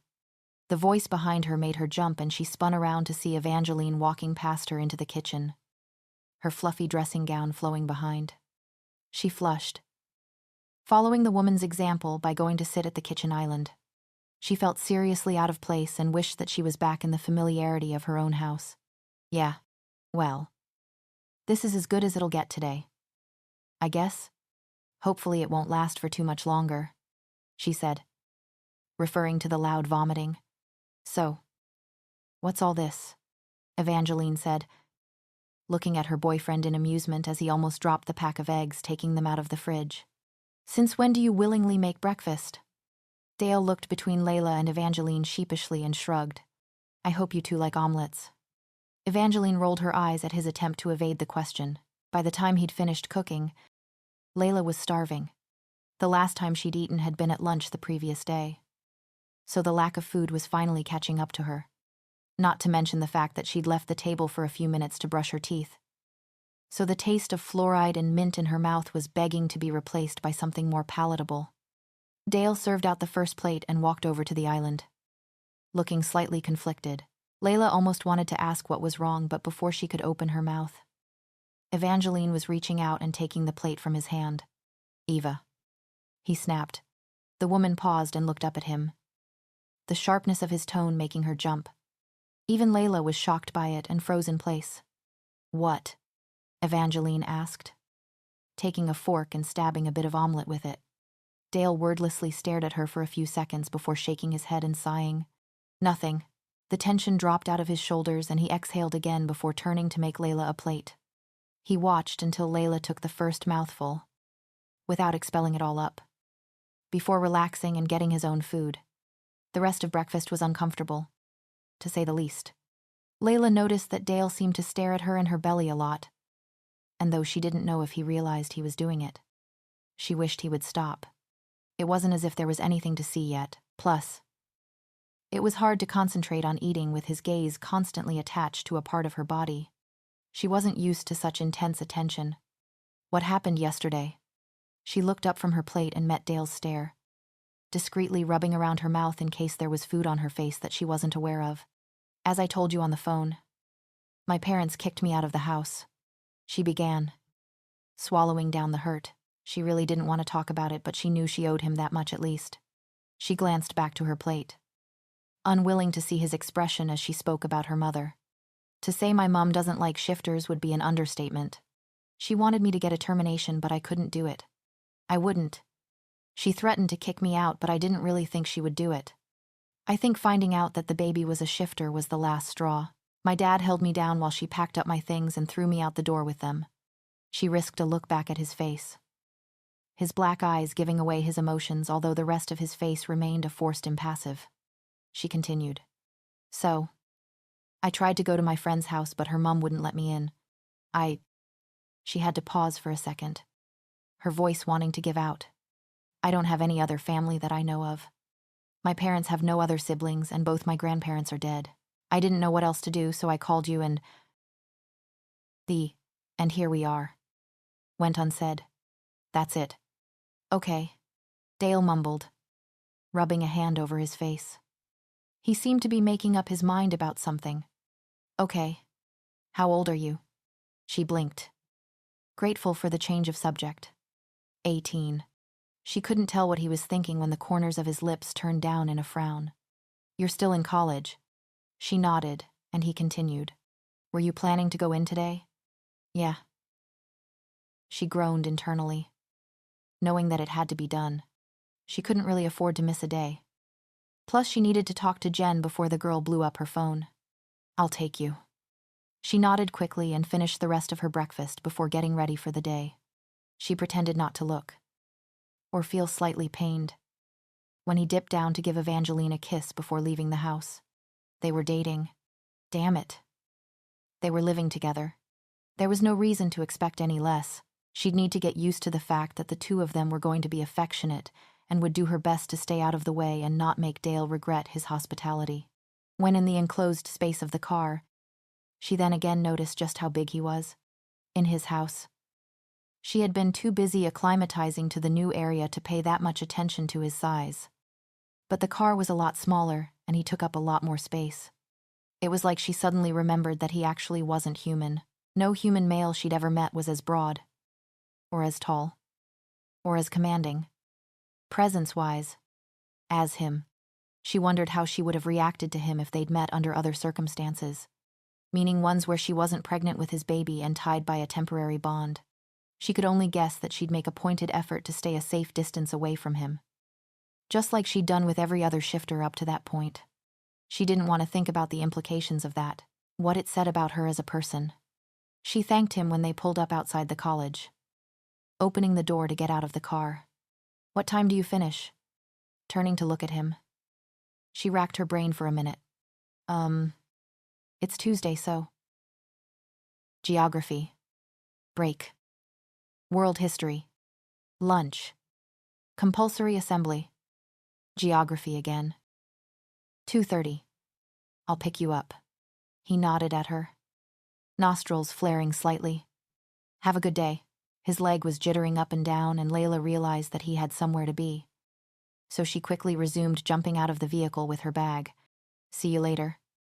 Then, Jen's eyes were red-rimmed as if she'd been crying all night, and Layla was wrapped in a tight squeeze before she could even open her mouth to say hello. Jen pulled away just as the teacher started the class. "I'm so sorry." "Lay," the girl whispered, tucking a wayward hair behind her ear. She took a tissue out of her pocket and dabbed at her nose. "I tried to call and text, but I wasn't getting a response. I'm guessing your phone died or something. Where did you stay last night? I feel like such a bad friend. I should have came after you or something." Layla shook her head. "It's not your fault," she whispered back, keeping a nervous eye on the teacher. "I feel like I could have done more. You know." She started scratching at the table in front of her, pausing momentarily when the teacher came around with worksheets. The moment passed and she continued. "But my mom won't budge. I didn't realize how bigoted we were until it was happening to you." Pain blossomed in Layla's chest and she winced. She had been coming to that same realization too. Thoughts and actions that she thought were innocent had turned out to be the opposite. "Yeah, I know what you mean," she muttered. Jen's voice became louder as the rest of the class started talking. But she still spoke in a hushed manner, not wanting certain people to overhear the conversation. "So, where are you staying?" Rubbing at her forehead, she replied. "With Dale." Jen's eyes almost widened significantly. She opened and closed her mouth a few times like a fish, looking completely baffled. How?" "I got his number at the hospital." She thought back to his words. His promise to protect. The feeling of being totally encased in warmth and safety. Fainting in a cold pile next to her mother. She felt so stupid. I didn't know who else to call. So I took a risk and called him. Thankfully. It paid off. Does his girlfriend know? Layla gave her friend an exasperated look. No, she lives with him. So yeah, I honestly think she hates me. I would hate me. First of all, I interrupted their date. Then I heard them arguing when Dale wanted to give me their bed. Then I woke her up when I was vomiting my guts out. Has she said anything to you? Not really. But I can tell she doesn't want me there. I'm having her boyfriend's baby. It's just too weird. Instead of speaking that bit out loud, she wrote it down on the side of her notebook. She wasn't taking the risk of any shifters hearing that particular information. Jen read it and then nodded enthusiastically. Yeah. Sounds awkward. She reached over and patted a hand on Layla's shoulder. If you need anything, let me know. Dale was leaning against the car at the end of the day with his arms folded across his chest. The sight was strange, and Layla had to do a double take, momentarily thrown for a loop. For some reason, she hadn't been expecting to see him there. When she reached him, he started patting her down, hand sliding over her arms, around the small of her back and over her neck. She had seen it before. Mothers checking that their children were okay. Classmates in the hallways greeting their friends after coming from opposite sides of the school. She had no clue what it meant, but had observed that it was a shifter thing. Totally non-sexual. The only problem was that her body wasn't getting the same message. All it could feel was big. Strong hands rubbing against fabric and skin, across her collar, bone, and stomach. And she found her body responding. He stilled, leaning in with a flare of his nostrils and pinning her in place. Oh. Heck. She could feel her face heating up. Let's go. Taking his hands off her body. He opened the door for her before walking around to the driver's side. She clambered in without a word. When they got home, Evangeline wasn't there, prompting Layla to sag in relief and then feel immediately guilty about that first response. She didn't hate the woman, or even really dislike her. It was just that her presence made an already uncomfortable situation worse. She thought that Dale would leave her to her own devices. But to her surprise, he came and sat next to her on the couch, albeit at the opposite end. How was your day? And he was talking to her. Why was she shocked? It was okay, she said, looking down at her lap. I guess. I was just a bit worried thinking about the future. He sighed sadly. Look. We'll figure something out. He shuffled a bit closer. I'm not going to kick you out, if that's what you're scared about. She looked up at him to smile but stopped short. What about Evangeline? His brow furrowed. What about her? Is she okay with it? Does she know that you think I'm your mate? He gave another sigh, this one longer and more wearied. Yeah. She knows. He suddenly stood up. Are you hungry? He didn't want to talk about it anymore. She totally understood and decided not to push the subject. A little, I guess. Sitting back. She watched through the archway as Dale rushed around in the kitchen and made her a sandwich, the man holding up various items every so often to make sure that she liked it. When he came back to the living room, she tried to take it from him, but he moved just out of reach. Can I feed you? She almost choked on her own spit. Sorry. He sat down next to her, looking completely unembarrassed by his request. It's a shifter thing, he explained, tearing off a section of the sandwich with his fingers and raising it to her mouth. Please, he added. When she continued to hesitate, she resisted the urge to fan her hot face, once again feeling out of her depth. Yeah. Okay. She could hardly look him in the eye as she opened her mouth and let him pop the first piece in. It was much too intimate for her. A level of exposure that she wasn't used to. Made even worse by the rumbling that would come out of Dale's chest when she opened her mouth for more. At any moment, she expected Evangeline to walk through the door and break the weird bubble she'd found herself in. Good. You're doing good. And she didn't even know why he was saying that. But it made something burn at the back of her eyes. She reached up to rub at them. Overcome with emotion. She was doing good, she didn't feel like it. Gosh. She wanted to cry. When she'd finally finished the sandwich, Dale's gaze dipped to her stomach and he made a weird, strangled type of sound before leaning in to touch it. The odd expression on his face made it hard for Layla to do anything but watch silently and blink away her tears. I can hear the heartbeat, he mused. Softly, his eyes flickered to her face briefly, and before she could respond, his ear was against her stomach and he was making that rumbling noise again. Then he laughed. A shocked, delighted sound. Hey. I can feel it too. His head was flat against her, arms coming around to cradle her sides as he smiled. Big and wide and happy. Wow. Really? She giggled, finding her voice. That's so amazing. He looked like an excited puppy, almost vibrating with energy against her, and she felt her heart melt. "You're amazing." He didn't move from his position as he gazed up at her. Pupils dilated and smile still on his face. "Carrying my pup," he breathed, moving a hand to place it next to his head and on her stomach. He stroked it, looking at her like he couldn't believe she was there, like she was something precious. That prickly feeling behind her eyes was back again. The front door shut, and Dale was sitting up. Fast. It threw Layla off kilter, and she was confused for a moment until she caught sight of Evangeline standing a few feet away. She hadn't even heard the woman arrive. By the looks of it, Dale hadn't heard her arrive either. He fumbled with his words. "The heartbeat," he coughed out, sounding guilty although they'd been doing nothing wrong. "I was listening to it." Layla knew how it could have looked. Dale sprawled over her lap and grinning up at her. She knew that there was nothing but pure elation in his actions. Elation at hearing the heartbeat of his child. There were no hidden motives behind his position. No ill will toward his girlfriend. No desire. But Evangeline may have interpreted it differently. Layla surely hoped not. "He thinks you're his mate. Remember." However, Layla wasn't even sure if she knew what that meant. Evangeline disappeared down the hall, into their bedroom, and Dale jumped off the chair, quickly following after her. The door shut, and there was silence on the other side. Layla closed her eyes and wished that she could be anywhere else. Layla wanted the floor to swallow her up whole, or better yet, simply vanish into non-existence. Breakfast had already been established as an arduous affair, and Evangeline seemed determined to make it even more unbearable. Talking about rules. Rules. For Pete's sake. Obviously.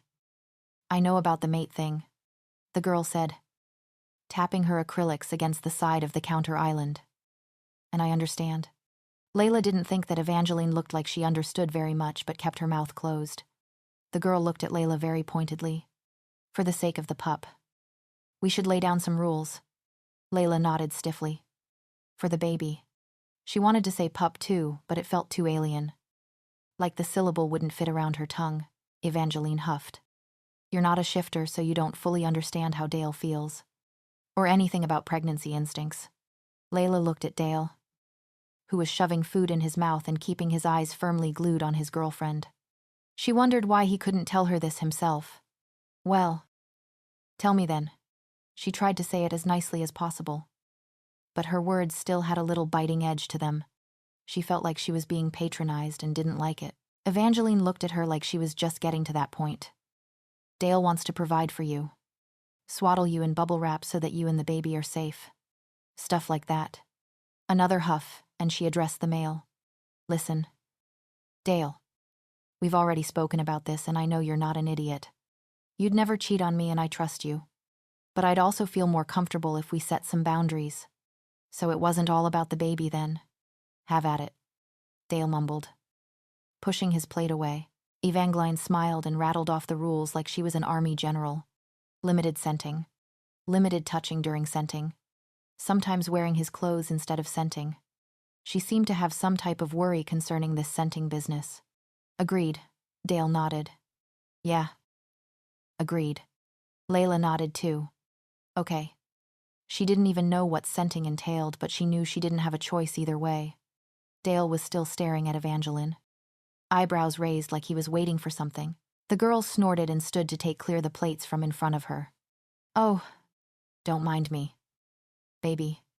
He gave a small smile to her and sighed before turning to Layla. "I'll need to scent you before we leave," he told her. "I should have done it yesterday, but I didn't want to overwhelm you." Layla nodded again, not trusting her voice. She blinked and he was in front of her. "Sorry," he said when she jumped, actually looking apologetic. "I forgot you're not used to that. I won't move so fast next time." She nodded again for the third time, feeling more and more like one of those bobblehead dolls that people put on the dashboards of cars to take up space. He paused. "Are you okay with this?" She wanted to nod again but stopped herself. Instead, she spoke up. "What actually is scenting?" To her bemusement, Dale's face went a bit pink. "Right. Sorry." He scratched at his arm.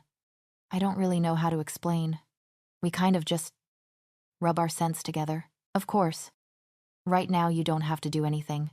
I'll do the rubbing." Then he went even more pink and stepped back like he couldn't believe what he'd just said. He looked like a blushing schoolboy. The look on his face, one that she had seen many times before. Layla found herself gaping up at him, suddenly hit with the notion that Dale wasn't all that old. Wait a minute. How old are you? Dale. Curiosity was too much for her to take. He half chuckled. Half groaned. 21, he revealed. No way, she blurted. She couldn't believe it. Her next words spewing like vomit. You're telling me that you haven't even been giving that stupid sperm sample for a year and somehow you were the one to get me knocked up. Evangeline started choking from behind, and Dale's back straightened. An almost predatory glint making an appearance as he fought to hold back a smile. He had puffed up like Layla had given him a compliment, and she racked her brain to figure out which of her words had evoked that odd reaction.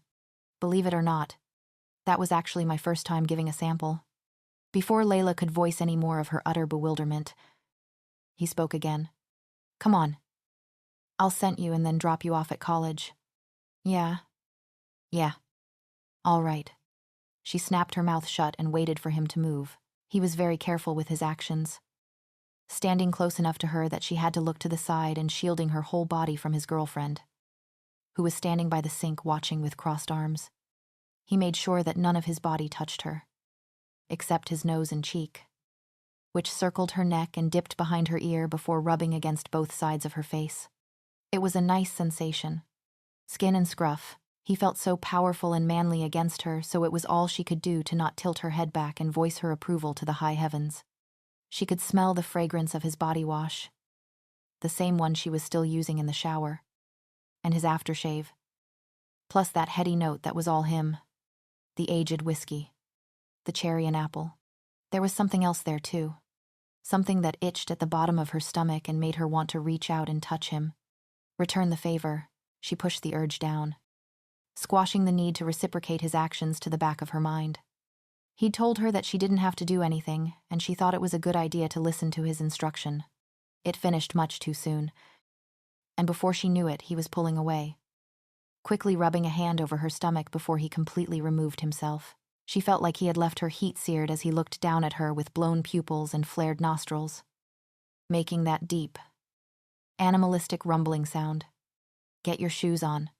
He practically barked out the command, sounding more wolf than she'd ever heard him before. Let's go. Something within her lurched, and her feet moved into action immediately, eyes meeting the angry ones of Evangeline briefly before she was hurrying out of the kitchen and getting her shoes. The nosy eyes of the student population were finally catching on, and the rumor mill was starting to do its job. Layla had been approached by approximately 10 different people, both shifter and human, asking about the man who had dropped her off at college. The humans had noticed that he was much too big and muscular to be one of them, his mannerisms, the look in his eye. It was all telling. The shifters had commented on the way she smelt. Like them. Like him.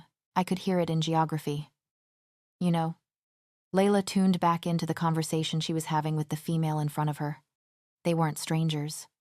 In fact, her and Edith had gone to the same high school as each other too, though to be frank, they had never spoken before this point.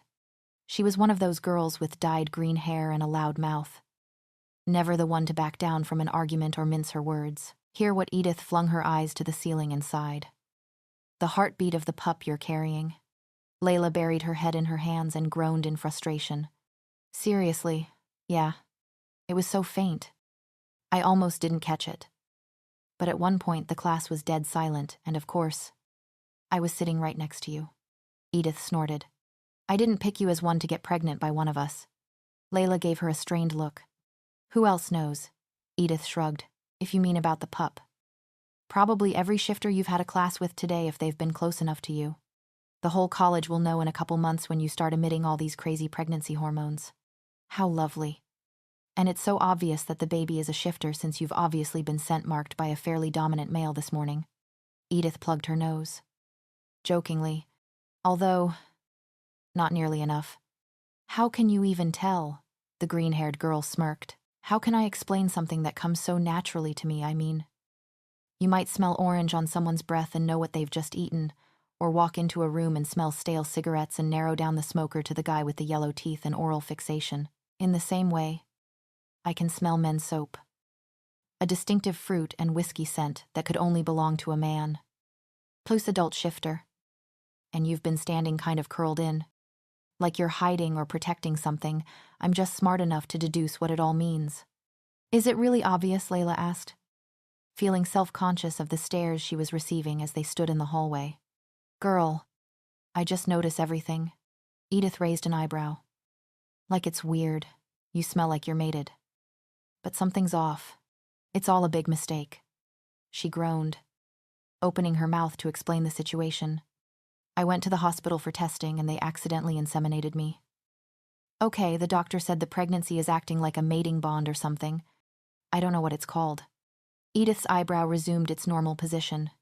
I don't know if you're telling the truth or not. But either way, good luck. Layla wanted to shout for her to come back as she walked away, merging into the throng of other students. But her plans were thwarted by Jen, who saw her from across the hall. Wow, Jen said, walking up to her. She squinted, screwing up her face with confusion. Were you just talking to Edith? She knows about the baby, she admitted, placing a hand over her stomach. And Dale? Jen looked around the hall and then leaned in. I heard Kay and Josh talking about you in philosophy, she said. Lowly. They said you smelt different. Damn shifters. Seemed like an appropriate thing to yell at that moment. They ought to keep their noses to themselves. It's not just the shifters. Jen blanched and shook her head. Sorry. I mean, shifters. It's not just them who are talking. I overheard Beth saying some pretty horrible things after seeing Dale drop you off this morning. She's been telling people that you're living with him, waving her hand in front of her face. She shut down the topic of conversation. I don't even care. Lie. Let them talk if they want to. They'll find out the truth eventually. The bell rang and they went their separate ways. Later that day, when Dale picked her from college and drove her back to the house, Evangeline was there. Dale saw her and retreated into the bedroom for a minute before coming out with one of his shirts. He handed it to Layla and she went to the bathroom to change into it. In her head, she had imagined that wearing his shirt would make things much less intense, but she was beginning to think that Dale didn't know the meaning of it. She had walked out of the bathroom to the view of him standing next to Evangeline, the girl nuzzling into his side as he wrapped his arms around her. He looked up from his girlfriend's face, his own expression lighting up in a smile when he caught view of Layla coming into the room. She looked away from him and shuffled to the couch, pulling her homework out of her bag and deciding to make a start on it. Come on, she heard Evangeline murmur. Then the sound of a kiss. Let's go and start on dinner. The two of them walked into the kitchen, Dale reaching his hand to brush against Layla's shoulder as he passed. She almost jumped out of her skin at the contact. She was going to have to get used to the feeling of being touched by him. That continued for the rest of the afternoon and into the evening. Dale was constantly walking past and rubbing or patting a hand against her belly and shoulders, coming to brush his nose behind her ear or on the nape of her neck before moving away like nothing had happened. Evangeline didn't look bothered by the actions, and it made Layla wonder if she was blowing things out of proportion. She was increasingly flustered, apprehensive, embarrassed, feeling like his actions were much too intimate, yet somehow not intimate enough. Her hands ached with the phantom need to do something. Once dinner was ready, Dale asked if he could feed her again. And of course, she didn't deny him the request. Evangeline's presence made her feel like she was a toddler being fed by her dad. And for once, she was a little grateful for that. It brought her back down to earth. It became somewhat of a routine over the next few weeks, one that was almost comfortable. But not quite. The occasional scent marking and wearing of Dale's clothes was nice, and she found herself preening off the attention he gave her on their trips to and from college. At the same time, though, she was feeling more and more isolated, like she was taking second place to his girlfriend. Which she was. There was nothing wrong with that, concerning the nature of their relationships. However, she had come to realize that she had started to feel the effects of the mate bond too, making things more difficult. It was currently showing itself in the form of an increased desire to have Dale's attention and affection, sending her spiraling into misery when he gave it to Evangeline instead. She spent a lot of her time sitting on the couch with headphones in her ears, watching videos or reading books, anything to distract from the thoughts circulating in her brain, wondering how long she would be able to tolerate seeing Dale kiss or cuddle Evangeline, wondering if the morning sickness would ever stop, wondering if her parents would ever talk to her again, wondering how long her presence would be tolerated. There was no way she could stay at Dale's house forever. She didn't want to worry about any of that. She had been talking to Edith a lot more as well, finding a type of camaraderie in her since she knew how to answer the questions that Layla was too scared to pose to Dale. It was surreal. Talking to a shifter in college and not caring about the potential social ramifications of that or feeling like she was in some type of danger. It was nice. For the most part. There was nothing particularly wrong with the way things were panning out. It could have been a lot worse. Still, something had to give. It's when the baby bump started showing in the tiniest inkling that the routine changed. Dale was definitely more reluctant to touch her. The time between scent marking sessions were becoming further and fewer in between. And when he did scent her, it was with a 5-second brush to the neck and a quick pat on the stomach before lurching away. A minute with Layla was almost always followed by immediately scenting his girlfriend or kissing her particularly aggressively.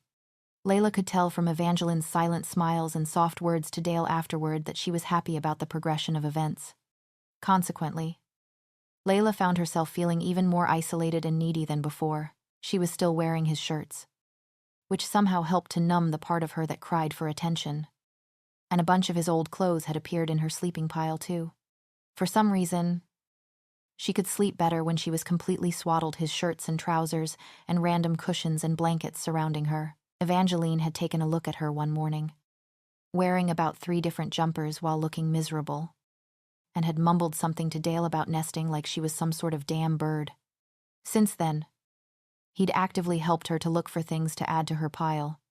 He was also indulging her in her many food cravings.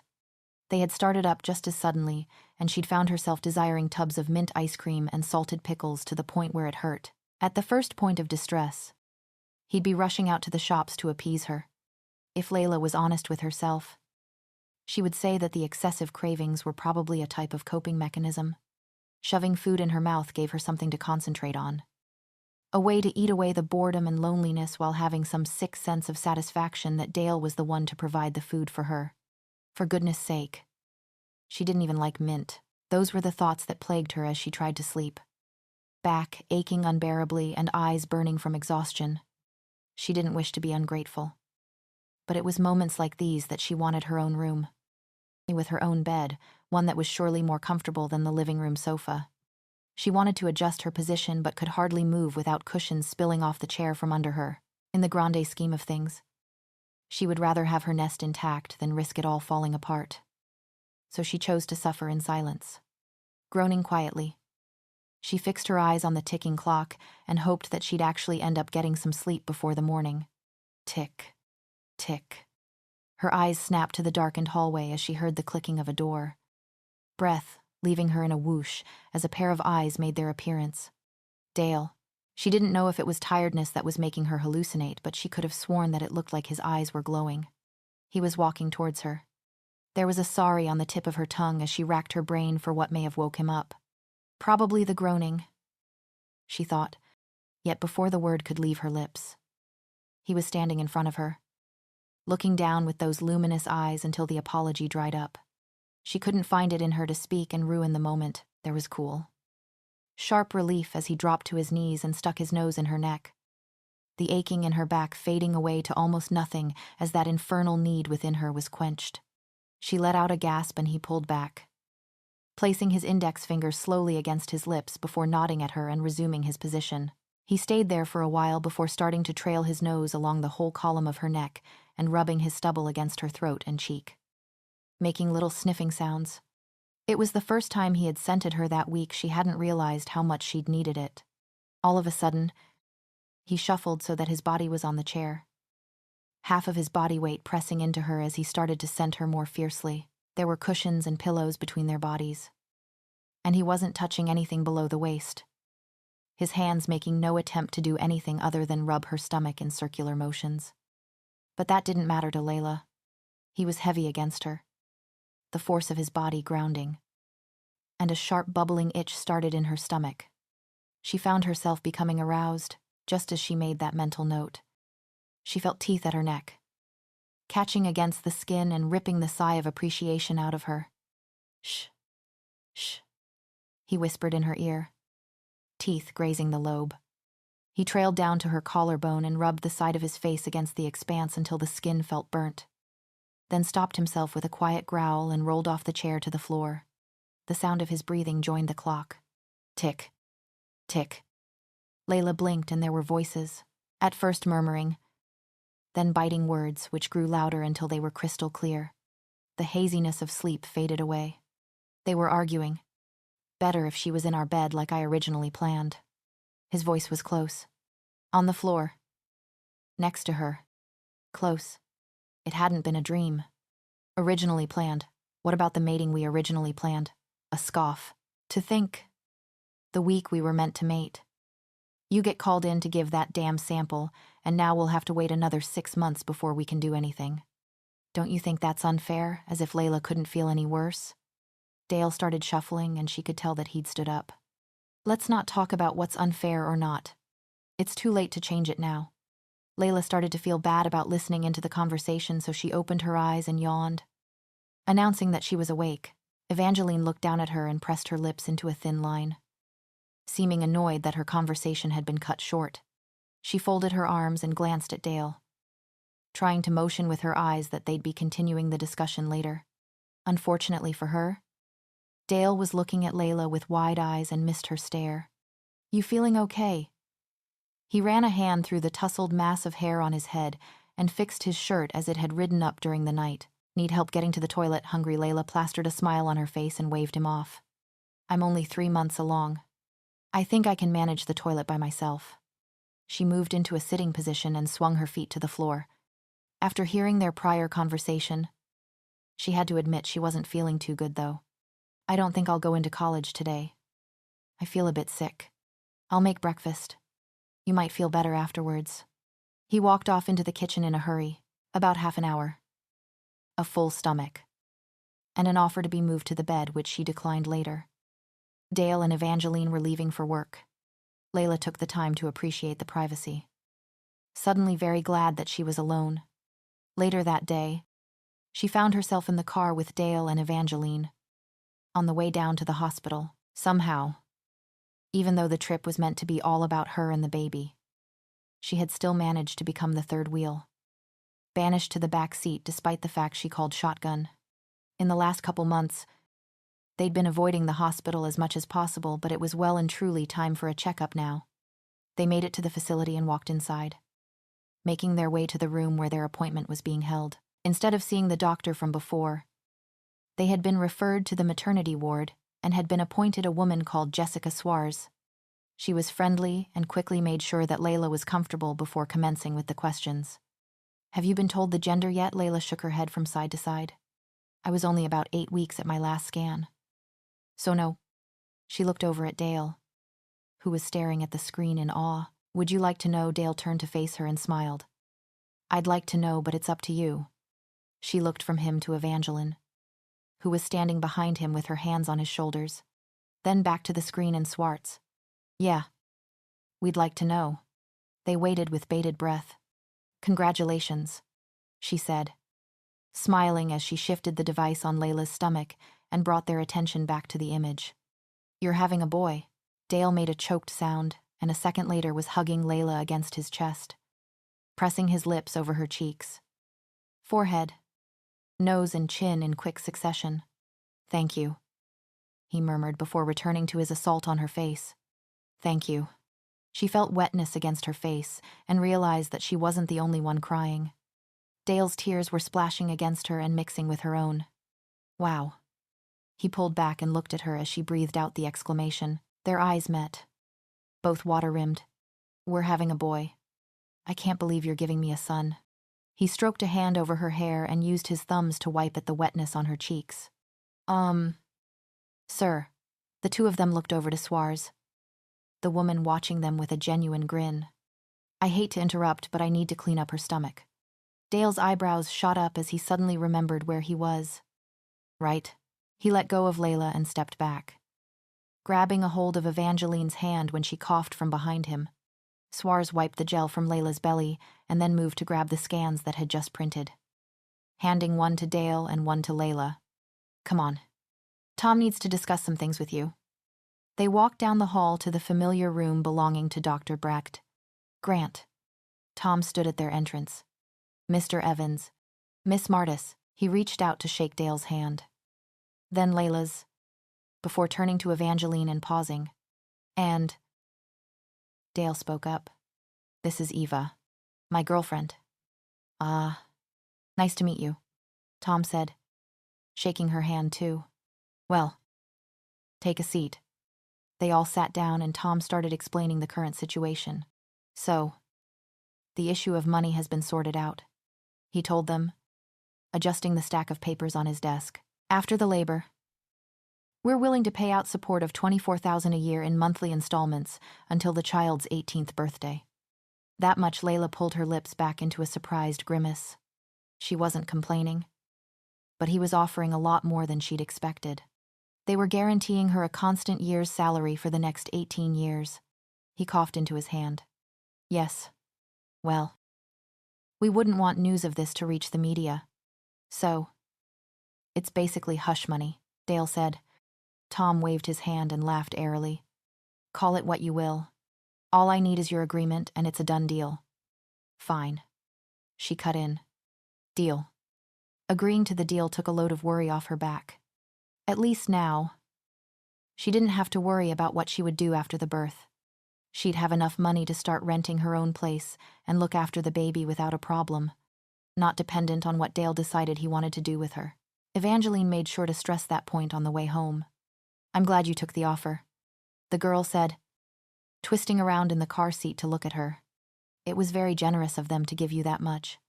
I'm sure you'll be glad when you don't have to sleep on a couch anymore. Layla forced a smile and nodded.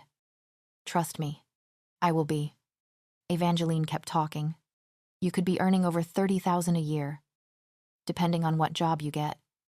2. Or you could choose not to work at all and just spend the next 18 years with the pup, well, unless you want to give custody to Dale. Layla gripped the seatbelt in her hand and looked at the back of Dale's head as he drove. Would he want full custody? Surely. He'd be more equipped to look after a shifter baby than her. She started to break out in a cold sweat thinking about it. Layla. You with me? She came back to the present and nodded. Dale, catching her eye through the mirror. I wouldn't force you to give sole custody to me, but I do want to be part of my son's life. She snapped out of her spiral of fear and reprimanded herself for freaking out over it.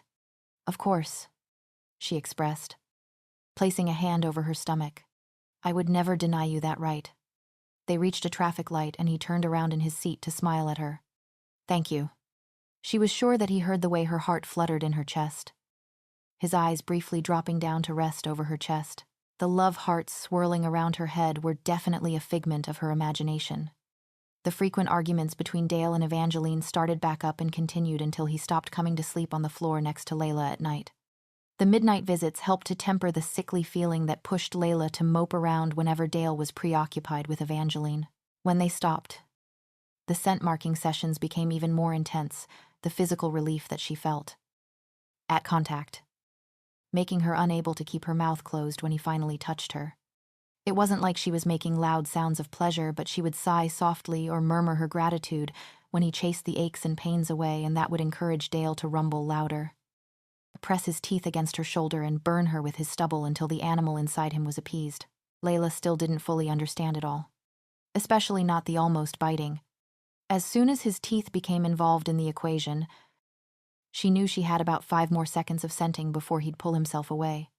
Dale, ever the gentleman, still always made sure that nothing below the waist was touched or fondled, holding Layla's arms down when the haze of the scenting got to her and she pressed the swell of her chest against him. Nipples brushing against his chest. He'd reprimand her with gentle whispers of, behave, and then she'd remember herself and stop squirming around while he finished scenting. He'd never give her any time to feel embarrassed about any of it, though. It was like he understood the need she felt to writhe and press and spur him on with unintelligible words of approval. They'd had plenty of time to know each other better by now. He told her about his job hauling building supplies, though he'd managed to graduate with a degree in electrical engineering, finishing in 3 years instead of 4.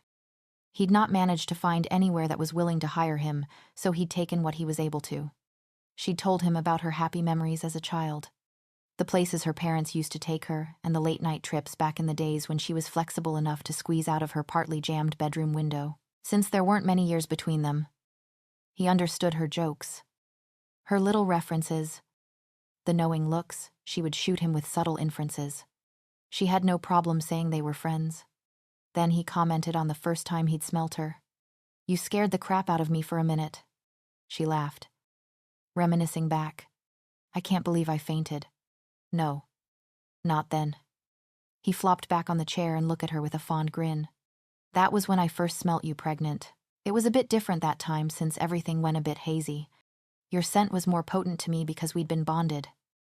And truthfully, I lost control of myself for a minute and couldn't think of anything else but grabbing you and running." "Wait." Layla processed his words. "So, you smelt me before I was pregnant." He nodded and looked up to the ceiling. "You were there when I went to give my sample. I wanted to get it over with, so I went to the hospital at the earliest time possible. I was leaving just as you and your mum were walking through the front doors." She frowned. "I didn't see you. You seemed pretty focused on speeding to the reception desk." He shrugged, shaking his head like it didn't really matter. "Anyway, the way you smelt gave me flashbacks to bonfire parties at uni, roasting marshmallows over a wood fire mixed with that early morning breeze you'd smell at the coast. I've never known a human to smell like that." "Like that, what does that mean? Like, nice?" "I guess." Layla couldn't help but feel flattered by his remark. "What do I smell like now?" He kept looking at the ceiling. "You're starting to smell pregnant. The pup has his own scent and it's leaking into your bloodstream. It's always stronger after you come out of the shower or get flustered. You also smell like hormones, similar to sea salt." He hummed, scratching at his leg. "But mostly, you smell like the two of us combined. Like liquored apples and caramel. Sometimes it's so strong I can barely take it." The last sentence was uttered without any restraint. No shame in the way he was feeling. She'd noticed that about him and some of the other shifters she'd become acquainted with. They tended not to have some of the social reservations that many of her human counterparts did. Some being the key word. She guessed that it was just a result of growing up in families where you had less control over what aspects of your thoughts and emotions were in full view. It became easier to be blatant with the way you were feeling lest you be caught in a lie by the beating of your heart or flicker of the eye. It was probably for that same reason that Evangeline wasn't bothering to keep her voice down anymore. Layla understood that the girl was past the point where she tried to keep the arguments hushed for her sake. "You're not as affectionate with me anymore."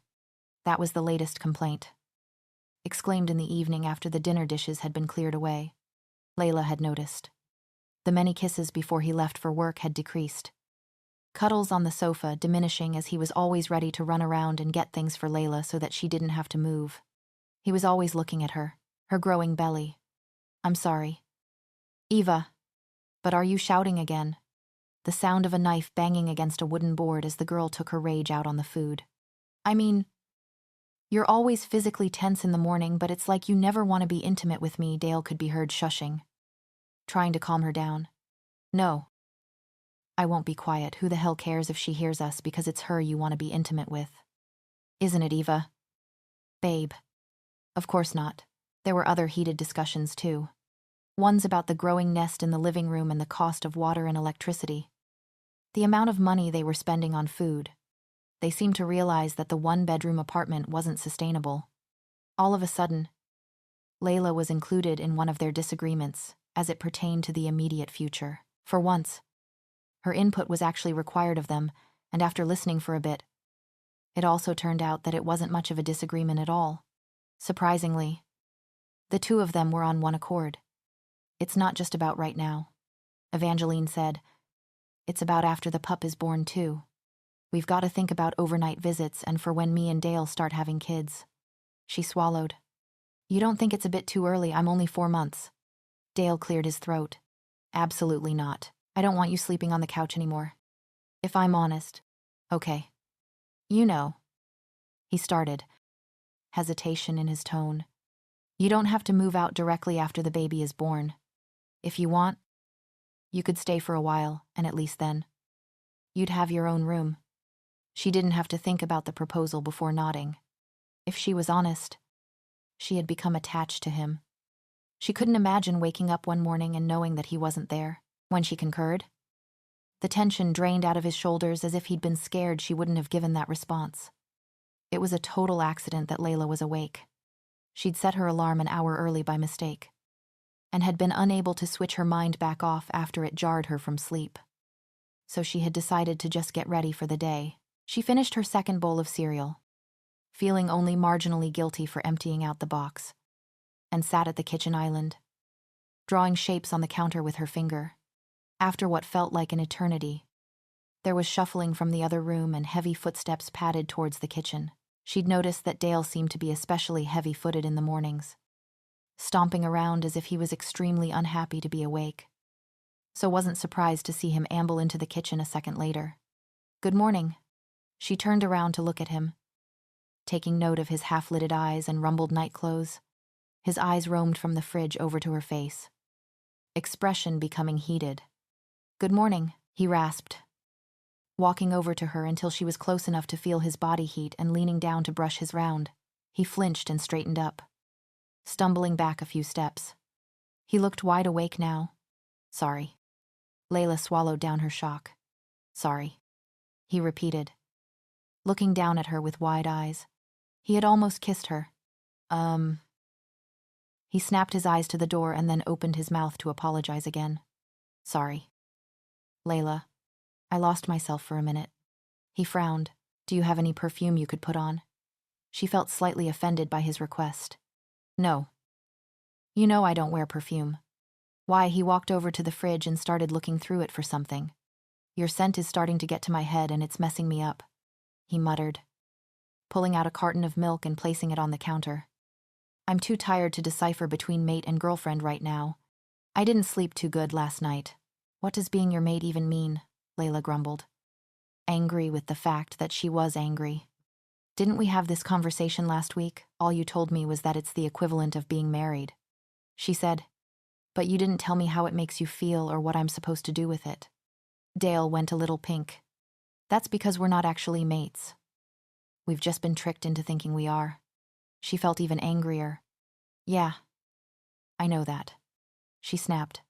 He gaped at her. "Are you mad at me?" She rolled her eyes. No. She supposed she wasn't actually upset with him, per se. "I just don't understand why you won't answer the question." "Because," he sighed, "it's inappropriate. It's not fair on Eva." Yeah, whatever. Layla, just drop it. Obviously. You're right. As always. I'll just continue to be clueless about half the things that are going on here. She couldn't care less if pouting made her look like a brat. Dale dropped her off at college once again. However, unlike usual, he sped out of the car and around to the passenger side, opening the door for Layla before trying to help her out of the vehicle too. She was still a bit put out from their conversation at breakfast and slapped his hands away from her arm. "I'm not incapacitated." "Dale," she grumbled, "why don't you try this again in 4 months? Humor me." She rolled her eyes for the second time that day and let him help her out. He reached down and picked up her bag for her, handing it over with a pleased smile before rubbing his hand over her neck and his stubble over the right side of her forehead. "Didn't you already scent mark me this morning?" she complained, squinting against the sun to see numerous people watching them. "Not enough," he growled, moving his hands to cradle her belly while continuing to burn the expanse of her forehead. If they hadn't known Dale was a shifter before, they certainly knew now. It was the same with the pregnancy. Now that it was warmer, she wasn't able to conceal her growing belly under layers of baggy clothes. As the doctor had told her, shifter babies often developed faster than human babies, so her stomach was definitely past the stage where she could brush it off as bloating. Those who had paid enough attention to notice the change had blabbed so for the most part. The word about her pregnancy had spread. A few of the humans, and even a couple shifters, had strong opinions about it. But for the most part, people just seemed curious. Apparently, It was extremely rare for a human to have a shifter baby, and people weren't afraid to let her know it.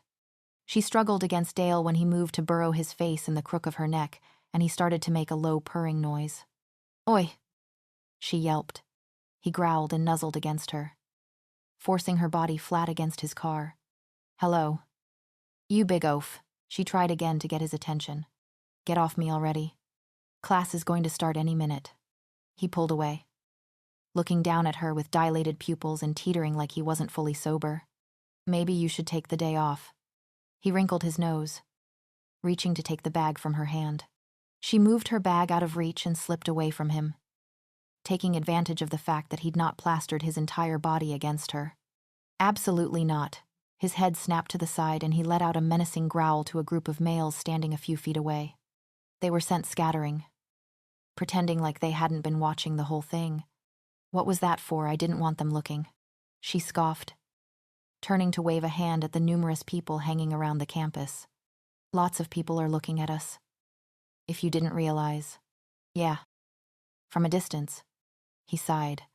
Those guys were shifters and they were standing too close. Layla put her hands up defensively when he started closing in on her again. "Earth to Dale. I'll see you after college."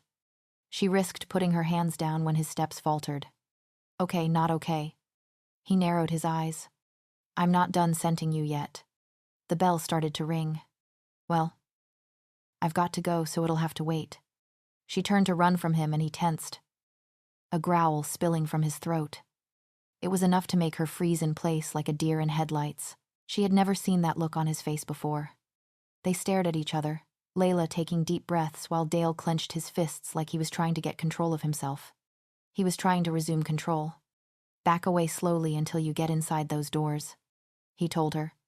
"Don't break eye contact and don't, for God's sake, don't run or I'll end up chasing you." It felt like the air was shimmering around her, and for one split second of a moment, she wanted to run. Instead, she did what he said, ignoring the whispers of the student population as they watched the exchange go down. From the corner of her eye, she saw Edith tearing up with laughter. As soon as she safely passed through the doors, he jolted away back into his car and drove away. What was that about? Jen popped up next to her, making her jump as her thoughts were interrupted. She swung to look at her friend and frowned. "I don't know." She didn't know, yet she sensed that an irrevocable change had just taken place. "Dale," she gasped, eyes rolling to the back of her head. "Don't don't leave a mark." Elongated incisors worried the skin on the back of her neck as she stood, stomach flattened against the hallway wall. All she remembered was coming out of the toilet, minding her own business, when she was pressed against the wall by Dale muttering something about scenting. Dale, her hips shot backwards, bottom connecting with his midsection. "Don't breeze me." The marks from last time hadn't faded, and it was becoming increasingly difficult to cover them up. "Shh." He reached his hand around to cover her mouth, using his leg to detach her lower half from his. "Don't talk." She went cross-eyed with desire when he used his tongue to lick a stripe up the side of her neck, unable to do anything but give a muffled moan when he started nipping at the skin again with his teeth. "And stop making those noises," he growled into her ear, using his free hand to inch up her shirt and splay over her rounded belly. "Time's up." A sing-song voice rang out from the archway. "Dale." "That's enough for today," Dale hissed, hands momentarily tightening over Layla's body before he ripped himself away and went stalking over to Evangeline with heavy footsteps.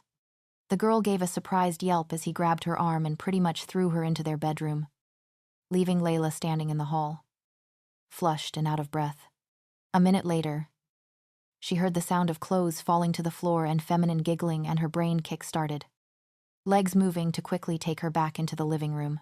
The emotion she was feeling was jealousy, sure and straight, and she was annoyed to admit it.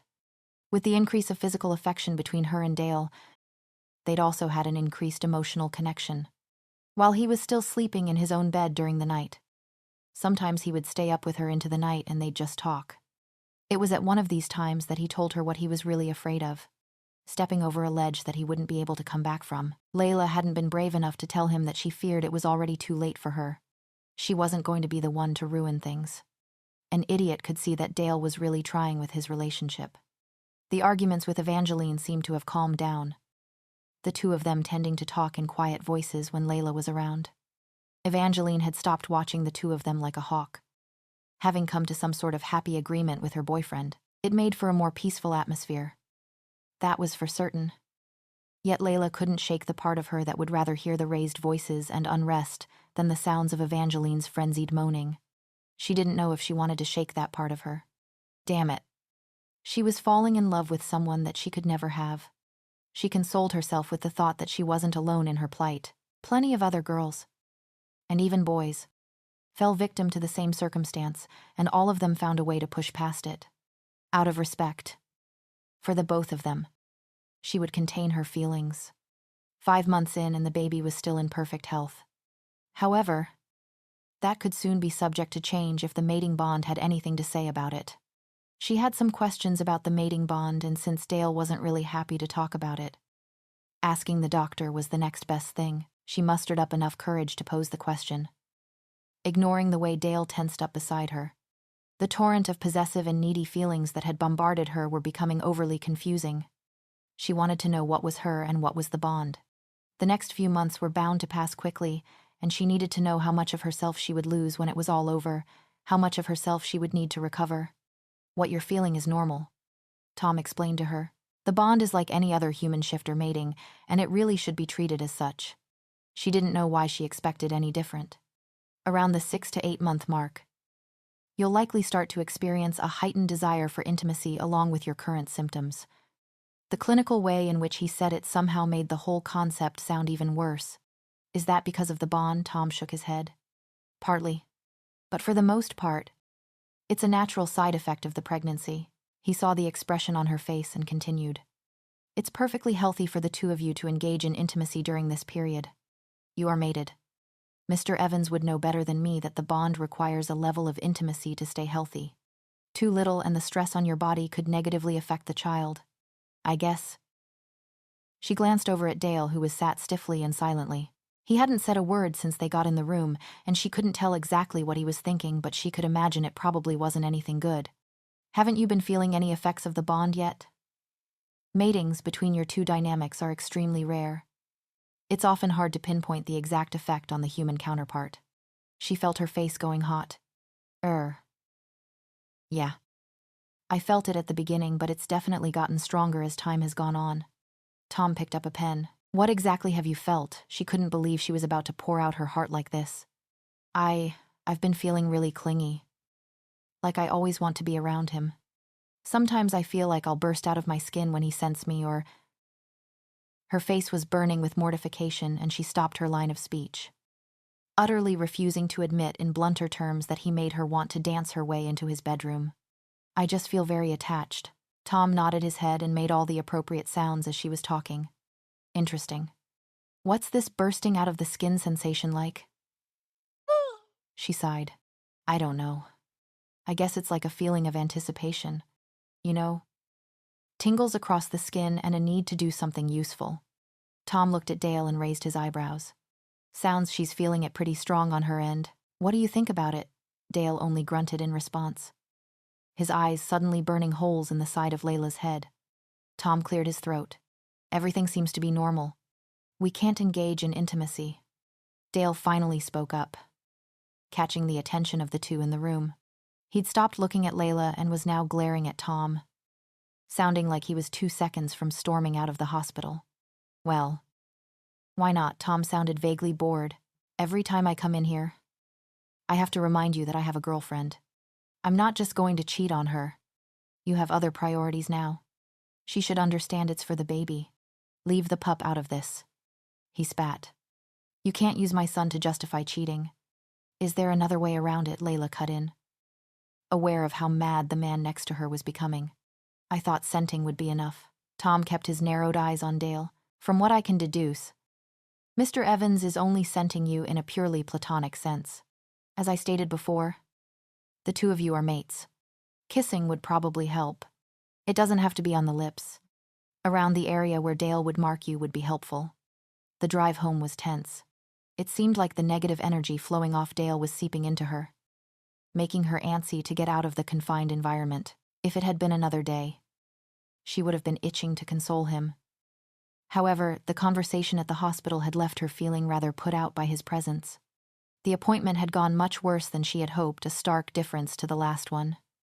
Where Dale had been so elated because of his child, it felt like they had taken steps backwards rather than forwards. She kept her mouth firmly shut as they reached the house, unwillingly sitting down with him and Evangeline to tell the other woman what the doctor had said. "What did you expect from the human?" Evangeline sneered. "He's got no concept of loyalty. We'll have to find another way to sate the bond," Dale replied, looking at Layla for the first time since they'd left the hospital. His eyes looked tired when he turned back to address his girlfriend. "I love you, Eva. I'll make it work. I promise." Watching him lean forward to gently kiss Evangeline hurt. It hurt so bad that Layla had to stifle a gasp and clutch her chest as her heart slammed against her ribcage. The pain helped to redirect her anger away from Dale and towards the rightful target. The selfishness that had wormed its way inside her. Dale had taken care of her and the baby, even when they were nothing more than strangers bound together by an accident. He'd done the job that her parents had refused to do. How could she not respect him for refusing to cheat as well? Evangeline started crying, and he took her in his arms, letting her nuzzle into his chest and weep, rubbing her back. A rumble started up in his chest, a soothing sound to comfort the crying woman in his arms. Layla would never have that. Bile started rising up in her chest, cutting pain, slicing through the tips of her fingers and toes. She quickly stood up and rushed into the bathroom, closing the door in time to retch into the toilet bowl. Chunks of acidic green bile splashed into the water. Layla gasping through tears as the content of her stomach squeezed its way up and out of her esophagus. She could barely breathe. She was breathing too much, hyperventilating. The room was spinning. Dale only cared about her because of the baby. Once their son was born, she'd just be another girl. She squeezed her eyes shut and reached for the basin of the sink, feeling around for the tap so she could dunk her head under a cool stream and wash away the fiery burning in her mouth. She was going to lose herself in the bond. She fumbled around for the mouthwash, wishing that her toothbrush wasn't in the other room.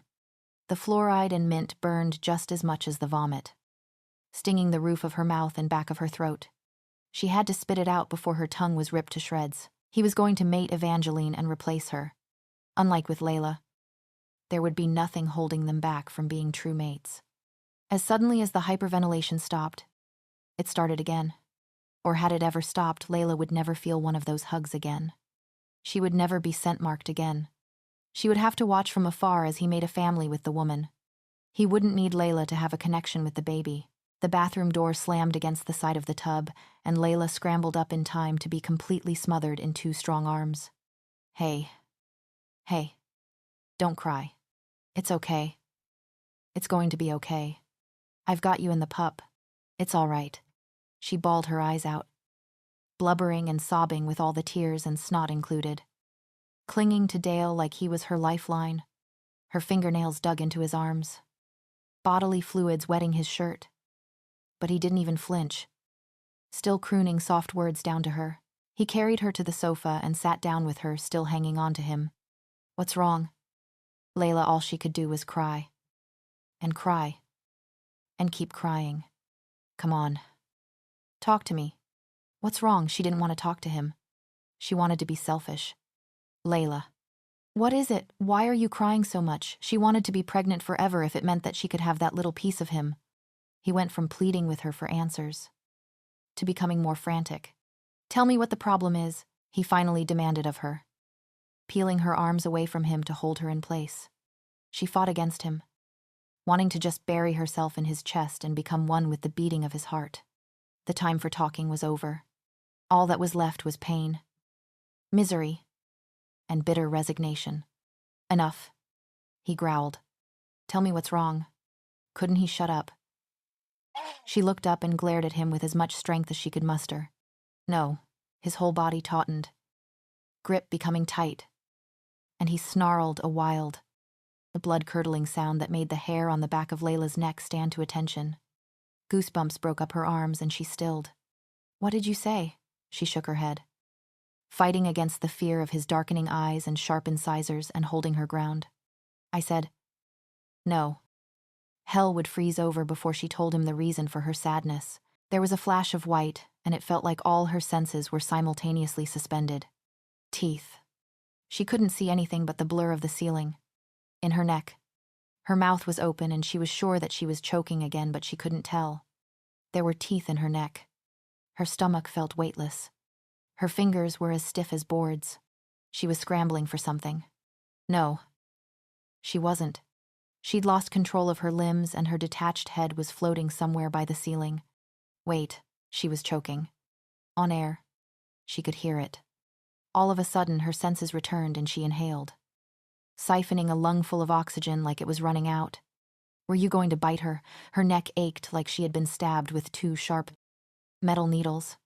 Dale looked spooked. His face flushed a scary shade of gray. He slowly put her down on the chair and removed himself from it. Appearing unsteady as he stood up on his 2 jean-clad legs, I said, "Were you just about to bite her?" Evangeline's words were sharp and bruising, distressed and angry. Layla placed her hand over her neck and felt the area, shivering at how sensitive it had become. It was like there was a cord binding that area to the junction between her thighs. Her legs started to tremble as the result of both shock and aftershock. Dale lifted his hand to press his thumb against a sharp incisor, eyes dripping with a muddle of confused emotions. Layla had never seen them so long. He could barely close his mouth. There was no fear anymore. It had been replaced by a gentle buzzing in the pit of her stomach. Longing. Coaxing. He hadn't broken through the skin. Evangeline whirled around and marched out of the lounge, rubbing tears from her eyes as she sped to the bedroom. Dale quickly followed after her. The bedroom door shut, and there was silence. It took exactly 11 seconds before the silence started to frazzle Layla's nerves, enough for her to shake away the remainder of post-emotional relief and push off the couch. Her hand flew back up to her neck, and her tongue darted out to wet her lips. He hadn't broken through the skin, but he'd definitely bitten her. Hard enough that the flesh was still indented with marks from his teeth. Layla may not have known a lot about shifters, but she knew enough to recognize what it would have meant if Dale had bitten down all the way. Mates. There was a flutter of movement in her stomach, a stark reminder of why Dale had almost marked her for real. Hormones. Instincts. Longing. She could feel that buzzing in her stomach along with every movement from her baby. The living room was suddenly much too confined, eyes darting to the front door. She hastily moved to slip her feet into a pair of shoes and picked up her phone. She was out of the house within 30 seconds, shutting the door quietly behind her before making her way down the street. It was a warm evening, and she took special pleasure in the soft breeze and the pleasant chills that ran up her arms. Her neck tingled and ached as though teeth were still pressed against it, a phantom reminder that the bond between her and Dale was ever present. Even if he wasn't, she could feel it in her bones. Moments passed, and she found herself in an empty park, surrounded by nothing but loudly chirping crickets, shrubs, and the warm glow of the setting sun, as if he could feel the pull of nature. The boy in her womb practically jumped. She inhaled a lungful of serenity, sweet peace, the smell of coconut as the wind caused her hair to dance over the surface of her cheek. There was a distant bark, and her eyes snapped back open, zoning in on the big sign in front of her. Humans only. Suddenly, the vision of strolling through the park with her bouncing baby disintegrated into little pieces and floated away with the wind. Technically, she was breaking the law just by being in the park, pregnant with a shifter. So she hurried away from the sign, paranoid that somebody would pass by and call her out. She was glad that at least she got some type of temporary gratification from breaking the stupid law. Before scampering away, she only stopped walking when she found a tiny playground, complete with a swing set, slides and sandpit. She couldn't remember the last time she'd gone on the swings and found herself going towards it without another thought. Swinging back and forth with a 5-month belly. That was more along the size of 7 months. Proved to be more difficult than she thought. She was out of breath in less than a minute and suddenly didn't feel like she was actually having that much fun. Her mind started to wander as the swing halted and her hand drifted to her phone. It was times like these that she wished she could call her mother, times when feelings of abandonment and rejection felt too heavy to bear on her own. There was really no substitute for a parent's love. Since Layla was void of either one's, she was forced to deal with a hollowness in her core, one that leached off the connection with Dale. Begging for him to be the one who could fill that hole. It wasn't fair on him. It wasn't fair on her. It was an inordinate dependency fattened up by her brokenness and insecurity. What if he rejected her the same way her mother did somewhere along the line? The purity of the bond had been tarred by that rejection. It turned from simply desiring him, having his presence complete her, to recklessly demanding more and more and more and more, until the thought of living without him was enough to destroy her from the inside out. Lasting relationships weren't built on brokenness. Healthy relationships weren't built on brokenness. She was coming to realize that it wasn't Bond's fault. Brokenness had tricked her into thinking that she'd never be able to function without him again. Not the bond. In the beginning, Dale represented safety. He was attractive. He smelled nice. He gave the best hugs, and he took care of her. Being around him was like being a giddy schoolgirl. Completely enamored with a crush, it was nothing more than bad luck and a slight irritation that he wasn't single. Then insecurity, inferiority. Jealousy and pain and betrayal had grown roots and had twisted it into something else. There was a sense of ownership, entanglement, security that she would never find anywhere else. Irritation grew into aggravation, then verged on hate. She didn't know how to get rid of it. How to scrape away the gunk that had collected over the mating bond. Dale didn't belong to her, and the mating bond was only temporary. She had to remember that. Even if she could talk to her mum. She knew the woman wouldn't understand. There was only one other person that she could think to call. The line connected, and she wasn't even greeted with a hello. This is the third time this week. Are you actually okay? Layla sighed. She hadn't even realized she'd called the girl 3 times already. Not really. Edith gave a knowing hum. Trouble in paradise. Paradise, Layla scoffed. Both you and I know it's the furthest thing from. She recounted the story to the girl and received a snort in return. Eva needs to give it up already. Layla hesitated before responding, her mind wrapping around the statement. What she shook her head even though she knew the girl on the other end of the line couldn't see her. No. You don't understand. This isn't Eva's fault. No. You don't understand. Lay, Edith snapped. There was a peculiar sound of self-assurance attached to her words. She believed every word she was saying without doubt. The only person Dale has been cheating on is you. You're his mate. At this point, Eva should have already gotten out of the way. Layla spluttered. But it's only temporary. They were planning to mate before I got pregnant. But they didn't. Then, Edith's tone softened. Listen. This is just the way shifters work. Being mated is even more permanent than marriage for us. Both Dale and Eva know it. If they really respected each other, they would resume their dating after you and Dale were over. I don't want to break up their relationship. Layla stressed. It seems to me like it's too late for that. It was dark now. And Layla realized that it was time to go back to the house before she got herself in trouble. Hanging up the phone, she started to retrace her steps. Glad when she was out of the unfamiliar surroundings and back to the housing estate. Sinking down into the sofa and submitting to sleep was her main priority at this stage. Despite what Edith had said, she couldn't change the facts of the matter. Mate or not, Dale had chosen Evangeline. Not her. She would get through the next 4 months. And then some. Without losing her mind, probably spending a lot of time on that damn couch. Minding her own business while she was at it. Until then, her goal would be to mentally and emotionally detach herself from Dale. Here goes nothing, she told herself once she reached the front door. Her hand was reaching toward the knob when it swung open and she was almost knocked over. Please stay.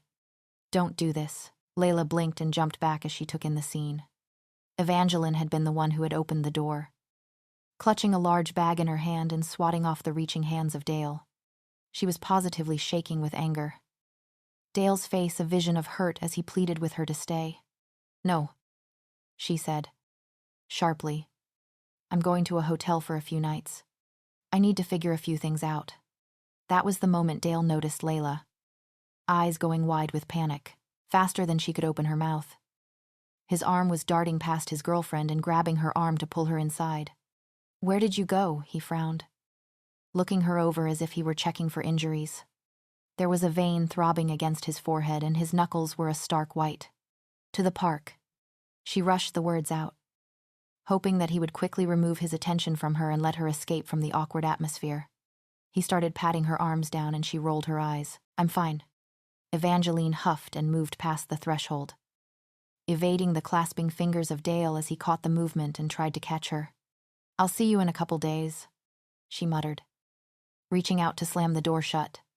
Dale choked. "Layla, not right now. Please." She hadn't realized that she'd placed her hand on his forearm and quickly removed it. It was meant to be comforting. He stared at the door for a few more seconds before sidestepping her and going to his room. Dale looked like he was at a loss the next morning. Layla had woken up to the view of him sitting on the floor and staring at her with blank eyes.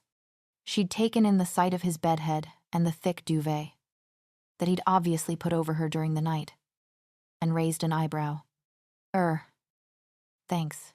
He nodded at her words and got up from the floor, instantly switching into providing alpha mode. He made breakfast, waiting until Layla took the first bite before getting his own food. He drove her to college, got out the car and rubbed his hand over her neck before leaving. At the end of the day, he picked her up, repeated the neck rub and bundled her into the car. He was sad and she could clearly tell. But she didn't have much time to dwell on that thought because there was something else at the forefront of her mind. Like the fact that she wasn't sad. She wasn't even really angry or frustrated. She actually felt slightly detached from the whole situation. There was no sickly feeling in the pit of her stomach that revolted at the lack of attention she was getting. There was no demanding voice that bristled at the lack of scent marking. And there was no pain of rejection. Somewhere in between last night's phone call and the morning, obsessive dependency had lost its power over her. Right now, she just wanted for Dale to be okay, and she was willing to wait until that happened. Dale cleared his throat from behind the wheel.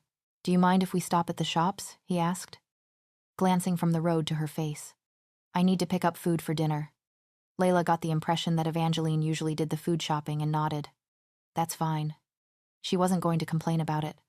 They pulled up at a local supermarket and he helped her out of the car before leading her to the entrance. "What exactly are we looking for?" The corners of his lips lifted as he looked down at her. "What do you fancy, you?" She gave him a sweet smile, pushing down the bubbling laughter from her ridiculous joke. "How about carbonara ooh?" "That sounds great, actually." She batted her eyelashes for special effect. His eyelids drooped as he observed her face. "Your wish is my command." "Thanks." "Dale." She grinned, grabbing his arm to pull him further into the store. "I know just where to find it." They picked up the sauce and made their way to get the spaghetti. Layla practically salivating as she thought about eating it.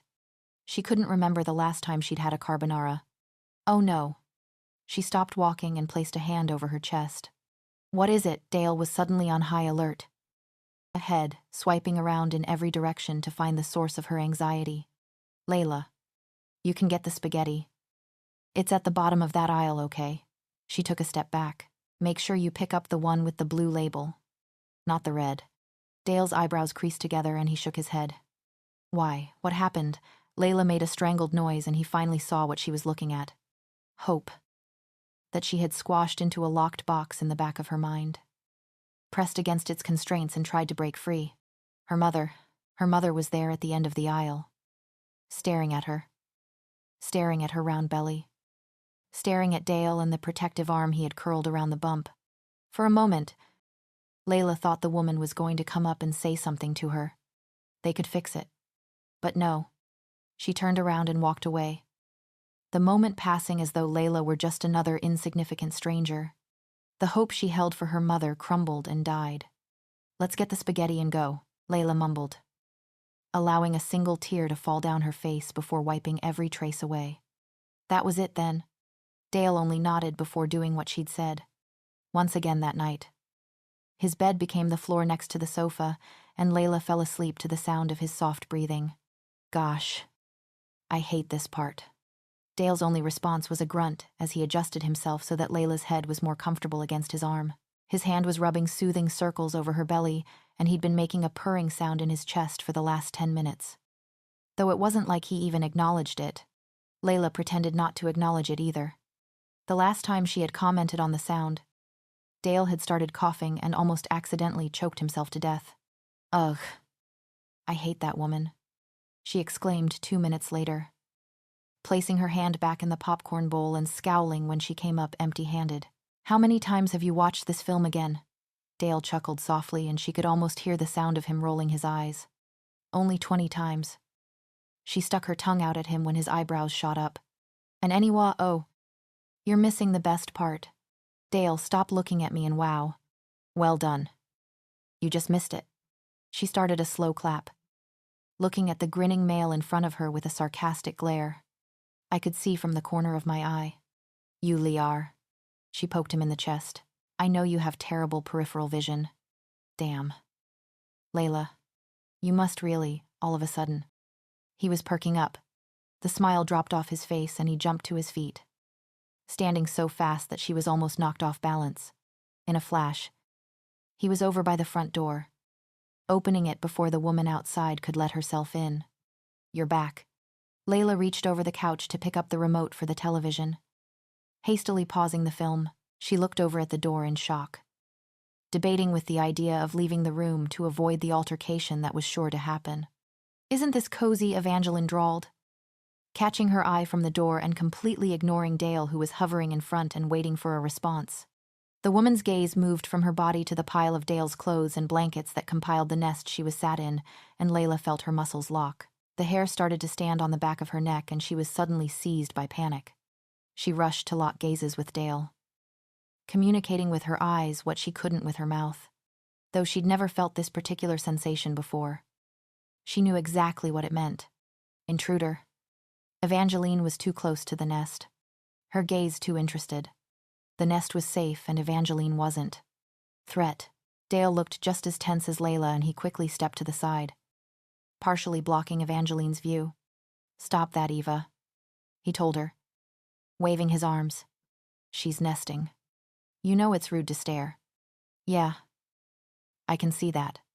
The side of Evangeline's lip quirked, and although her gaze softened, she didn't look away. I didn't know that humans could nest. Dale didn't appear to know what to say at first, and his hands fell to his sides. From Layla's view behind him, he looked tired, like he was expecting to take another damaging blow. You're back, he finally said, repeating his earlier exclamation in a much more restrained manner. Do you want to talk about it yet? Where are your things? That questions took Layla by surprise, and she looked down at Evangeline's hands, then the floor around her feet, noticing that the girl wasn't holding any bags or luggage whatsoever. The only thing on her person appeared to be the house keys that dangled over her right index finger. There's nothing to talk about. The girl turned to him and folded her arms across her chest. I've decided to move back in with my parents. I can't live like this anymore. It was like all the oxygen was suckered out of the room. Layla could physically feel the shock reverberate off the man in front of her and sunk further down into her nest. But Dale cut the word off with a growl. You're my girlfriend, and she's your mate. Then she was pointing over at Layla. Something about that made him snarl. But Layla couldn't tell if it were her words or the fact that she had taken a pointed step closer to the nest. Listen. He took another step to the side and blocked her view again. Evangeline yelled loudly, effectively shutting him up. No. You listen. I'm not changing my mind about this. Wait. He stepped toward her and held up his hands. The anger was gone and replaced by pleading. Don't go. We can figure something out. Don't you get it? She reared back, looking at him in bewilderment. We're over. I'm done. I don't understand. You're willing to throw 7 years away. Just like that, Layla hadn't realized Dale and Evangeline had been together for 7 years. They'd been high school sweethearts. They had been so close to lasting. And what you've known her for less than 6 months, and I already know I'll never compare. Don't think I haven't been paying attention.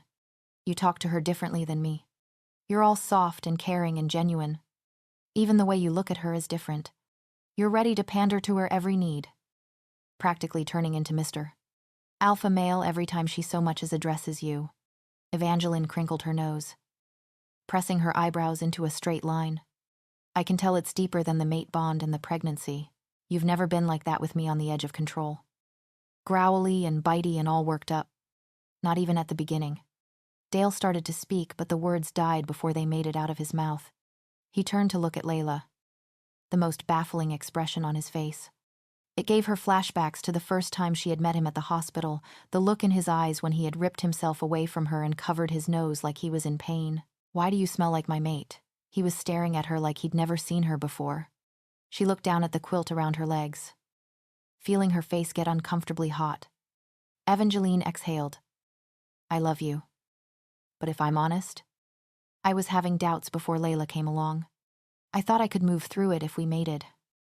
But no, it's not possible. I know that now." Dale span around and grabbed her arm, moving lightning fast. "Please tell me you're joking." His voice was dripping with disbelief. "You had doubts before." She placed a hand over his, and he tore away from her, starting to pace across the floor before stopping next to Layla and the couch. The next few minutes consisted of Evangeline listing off the things that she had doubted about their relationship, and Dale listening with increased levels of distress. "But don't even say it. I know you don't love me like that anymore." She waved a hand. "You haven't for a while now. You've just been doing what you were supposed to. We've both been going through the motions, trying to hold on to something just for the sake of it. I do love you, though." Empty words. "Dale." Evangeline shrugged her shoulders and gave him a sad look. "Love is more than words. When's the last time we bought each other gifts or just hung out around town like the old days, hell?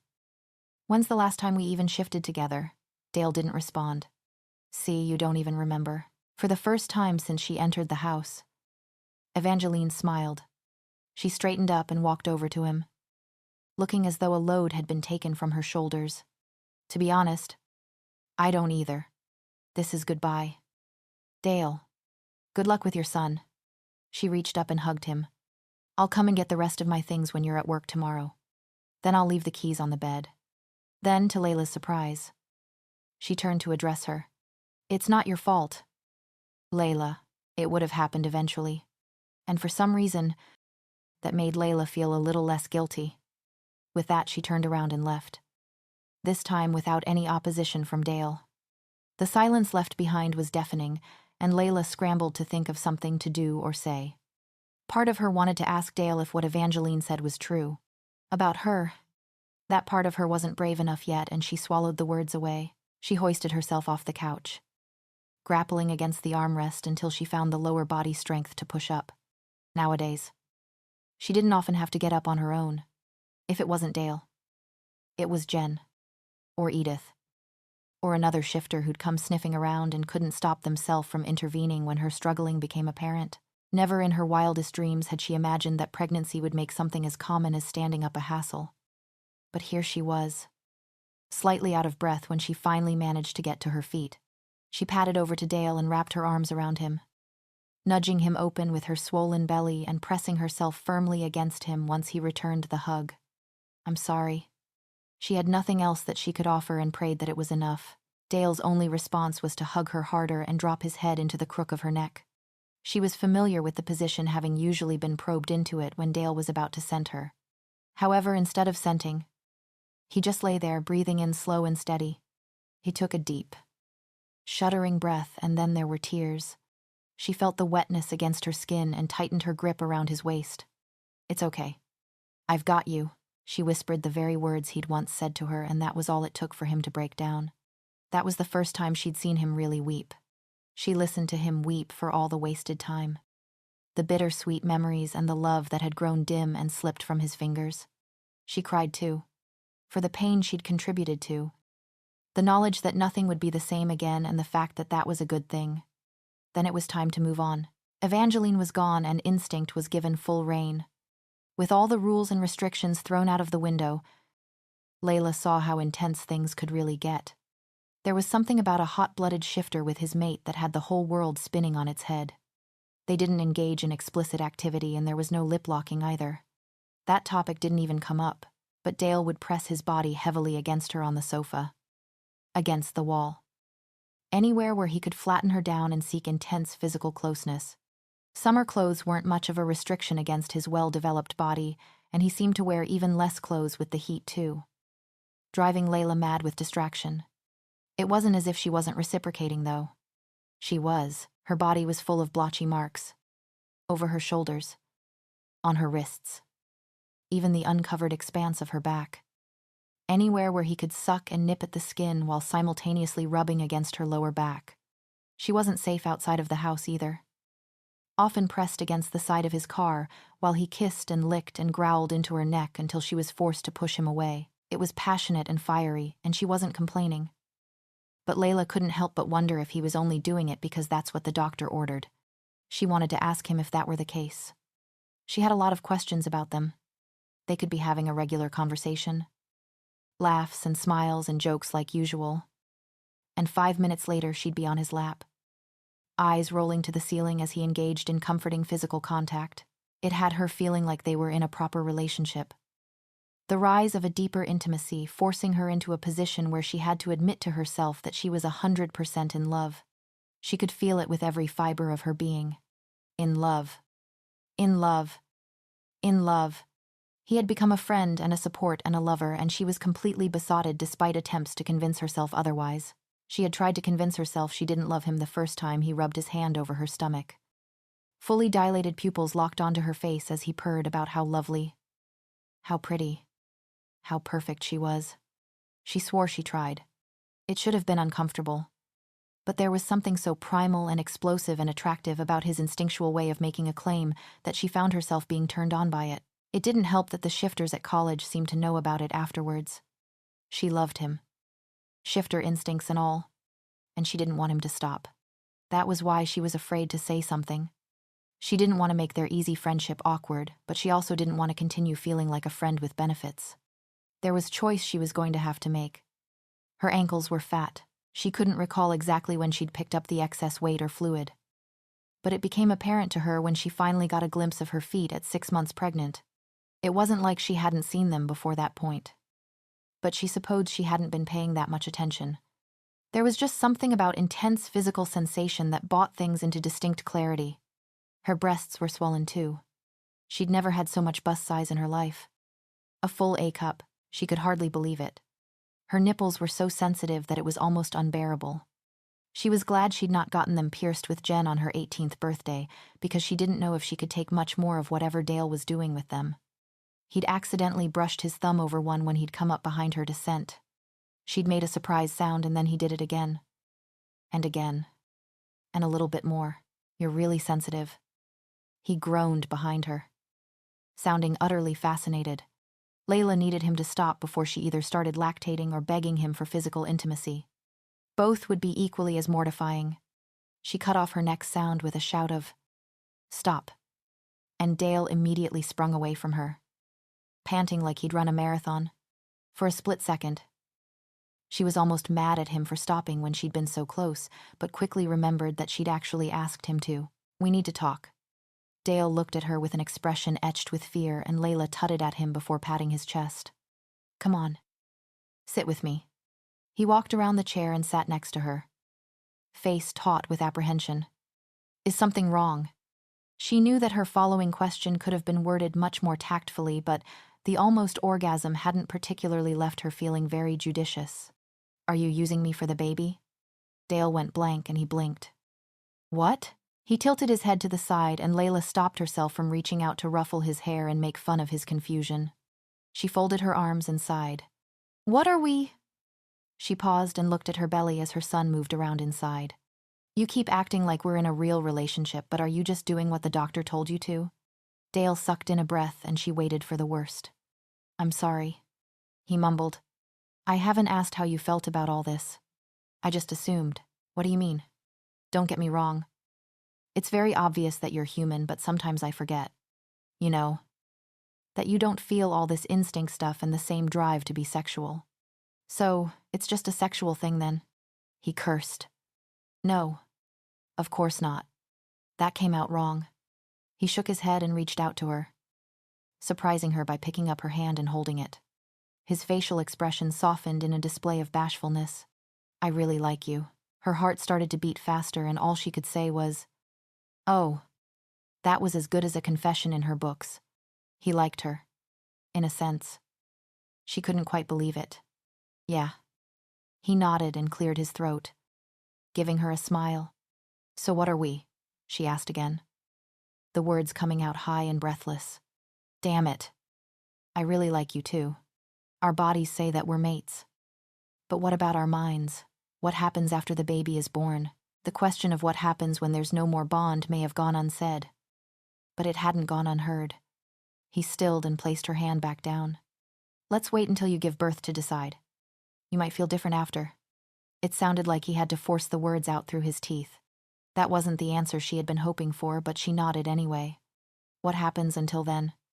She saw the motion of his throat as he swallowed and followed it with her eyes. Until then, he started. Will you allow me to court you? She said yes. The rites of courting were a strange business, both human and otherwise. There was no way she could have known exactly what she'd signed up for. The flowers and the late-night dates were nice. Some of the other things were a bit harder to accept. The kitchen table had never been home to so many dead animals. Dale. What the hell? She covered her mouth and took a step back from the island. Dale was smiling like he'd won the lottery. I killed it for you. His chest puffed out even further as he gestured to the creature. You were upset that it kept destroying the trash, so I fixed it. She gagged, turning around before the smell of her vomit joined the decaying corpse. Is it a suitable offering? It was way too archaic for Layla to stomach. No, she blurted. She never wanted him to do something like that again. I hate it. Get it out of here. Dale deflated and made a heartbroken noise before getting rid of the dead fox on the counter. And she had thought that would be the end of it. She thought wrong. Dale hadn't been deterred. The next day, he presented her with 2 dead rabbits. She took one look at them and burst into tears. The day after that, he brought home the skinned body of a wild chicken. Is this a suitable offering? Layla paused and looked at the bird on the counter. It almost looked store-bought, if not a little rough around the edges. He'd cleaned it up for her so there were no dangling entrails or pockets of blood leaking everywhere. It was a thoughtful gesture considering the bizarre circumstances, and she finally nodded. Yeah, that's all right. Dale didn't stop grinning for the rest of the day. And for the rest of the week only bought home meat that he'd skinned and gutted and made as pretty as possible. The 7th month of pregnancy rolled around and Dale's courtship was still going strong, though he didn't bring home as many dead animals as before. They definitely got a lot more stares when they went out in public together. She noticed that the other shifters seemed more curious about them than anything.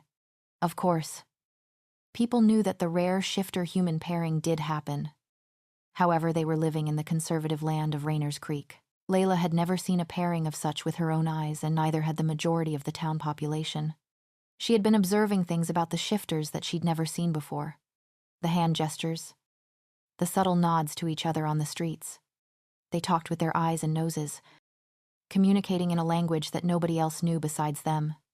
It was like being with Dale had given her an elusive pass into the club. When she was with him, she was one of them. She was privy to the nods and the smiles and the greetings from strangers.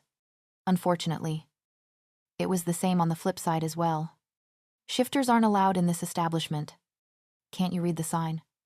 The man in front of her was glaring at her like she was the enemy, and her hands automatically went to protect her stomach. A sharp, painful sensation shooting through her chest. I'm not a shifter. The words tumbled out of her mouth in hurt and confusion. She had never been denied access to anywhere before. She didn't know what to do. The man's eyes narrowed pointedly at Dale and then dropped to her belly. There was a silent accusation in his eyes that her baby was one. He didn't say it out loud.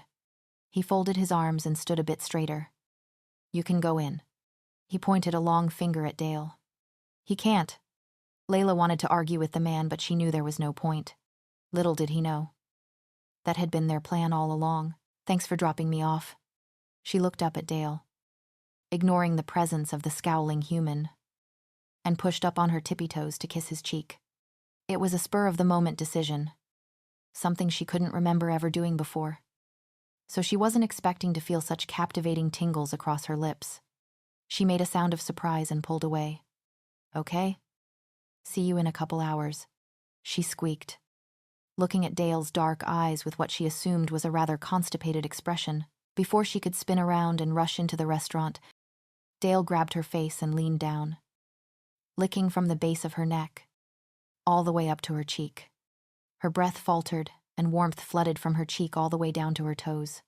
Her brain-to-mouth filter was immediately destroyed. Kiss me. Dale. His lips were on hers before she could ask again. The breath left her lungs in a long exhale as every nerve ending in her lips came alive, body jolting as though she had been hit with a volt of electricity. His hands slipped down to support her lower back, and she wrapped her own around his neck. Lips exploring. His mouth was hot and lips soft. Breath like apple-flavored whiskey blowing against her face. She couldn't understand why they hadn't done this before. The both of them kissing passionately. What had they been waiting for? His hand slipped down to squeeze her bum and she gasped. Lips detaching. "Call me when you're done," he whispered against her mouth before pulling away. A string of saliva snapping between them. She slowly unwrapped her hands from around him, sighing dreamily as she looked up at his beautiful face. Okay. Oh. She was in love. She turned around and pushed past the horrified-looking human man by the restaurant doors. He looked utterly scandalized by their display, and Layla couldn't have cared less. It had been a simple kiss. Finally reaching her seat, she collapsed in the chair and gave an audible moan of pleasure. It felt so good to get off her feet. What was that? She looked over at Jen and smiled. Can't a girl enjoy sitting down? Jen raised an eyebrow and pointed to the window. It had a great view, overlooking the front of the restaurant. Layla breathed a laugh. Oh. That had been their first kiss. She could imagine that they were going to be doing a lot more of that. Yeah. He looked like he was ready to eat you. Jen pretended to hurl. I've never seen anyone be licked so enthusiastically. Layla laughed harder. It's a shifter thing. Well, I'd kick my boyfriend's backside if he ever tried something like that. You don't have a boyfriend. Details. Jen waved a hand dismissively and then leaned forward, voice turning mushy as she turned her attention to the baby. How's the little bubba? It was nice to catch up with Jen. Layla knew that they hadn't been hanging out as much lately, even in college. There were some days where all Layla could manage to do was turn up to classes and then go straight home. Much too tired to do anything in the way of socializing. It was exam season, too. There were only a couple weeks left until they were done with college. If classes weren't keeping them occupied, it was pre-exam workshops. And if it wasn't that, it was mock exams. They hadn't gotten any time to themselves. Even the conversations they did have weren't the same. Jen was still supportive like before, but definitely a little more distant. She wasn't a big fan of Edith, to say the least. Edith didn't suppress her instincts in order to pander to what she called human insecurities. She didn't care if she was too brash or too bold, and it made Jen uncomfortable. Edith had also become Layla's good friend and liked to hang around a lot, much to Jen's irritation. A lot of the shifters liked to hang around her if she thought about it. They knew that the baby Layla was carrying was a shifter, and they also knew that Layla was mated to Dale. Though thankfully they didn't know any of the details on that front. Layla had been confused by the constant staring and the offers to carry her bags, walk her to her classes, and run around for her. But she'd quickly realized that it was somewhat of a pack mentality. They were treating her as one of them. There were 2 teachers currently pregnant at the college, both of whom were human, and neither of which were treated in such a manner as Layla. Shifters looked out for their own. Fancy seeing you here. Layla was cut off from the story she was telling Jen by a high, sickly sweet voice and turned her head to see who had interrupted them. She wasn't expecting to see the face of Madison. All long, blonde-streaked hair and designer prescription glasses. Heir. Hi. Her voice lifted at the end like she was asking a question, but she tried to plaster on a smile. She honestly couldn't understand why Madison was talking to her. In the whole 2 years that she had been attending college, she hadn't spoken to the girl once. In fact, she almost thought that Madison went out of her way not to talk to her. The numerous failed group projects had cemented that in her mind. All she knew was that Madison wasn't a nice person. She was much too catty, much too prim and proper, and she very obviously believed that she was better than everyone. Straight A's and a dad that doted on her had made sure of that. Madison covered her mouth in mock shock, flashing her long, acrylic nails. I'm so sorry to hear that you were forced into carrying full term. The words were so fake and calculated that Layla could see right through them as soon as the words left the girl's mouth. What are you talking about? I wasn't forced to do anything. You weren't forced, Madison asked sweetly, pushing her glasses to rest on the top of her head. But it's a mutt. Why didn't you end the pregnancy? Jen stood up, her chair making an awful squeaking noise against the tiled floor. Why don't you skedaddle off and bother someone else? Madison barely looked at her before snorting. Why don't you skedaddle off back to America? Rat. She lip-lifted in a sneer as she turned back to address Layla. You know, there are people who can still end the pregnancy for you. Layla was at a loss for words. Arms splaying over her belly as she leaned away from the girl in front of her. She felt threatened. She reached for the phone in her pocket and Madison watched the movement. Are you calling for your ugly? Little guard dog, what's he gonna do, bark at me? Jen took a couple steps forward and got directly in Madison's face. Get out of here before I report you. I wonder how much your daddy would like that. Madison shook her head, scoffed. Backing down. Both of you are nothing more than pathetic werewolf sympathizers. She whirled around, hair slapping Jen in the face as she stormed away. Ignore everything she just said. Jen turned to Layla and put her hand on her arm. She's delusional. Layla smiled softly, clutching her phone in her hand. Thanks. Jen, you're the best. You know that. Jen hid. Is he coming? Layla nodded. She had never been exposed to such a direct attack on her child. It was something when people spoke against her and Dale. But to have somebody threaten her baby like that was another matter altogether. It was due time that she had a reality check. There wasn't much time before she'd no longer be able to protect the pup from the dangers of the outside world. 1 minute her stomach had been smooth to the touch. The next minute, red and angry-looking stretch marks were scattered across it. When she complained about it to Dale, he had taken one look at it and shrugged. What did you expect? You have to make room for our pup somehow. And that was the last time she thought too deeply about the marks. In all honesty, she had been liking some of the new changes to her body, having always had hard time putting on weight. It was nice to see fluffiness in new areas like her thighs. It seemed like all the weight had either gone to her stomach, legs and ankles, and none of it to her rear end. It was just about as bony as it had been before the pregnancy. There wasn't much she could do about that besides ask Dale to help her shift positions when her bum became square from sitting on it too long. College was over.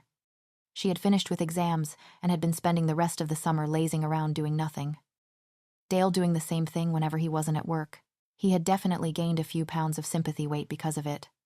Their days were mostly compiled of eating, watching movies, and sleeping.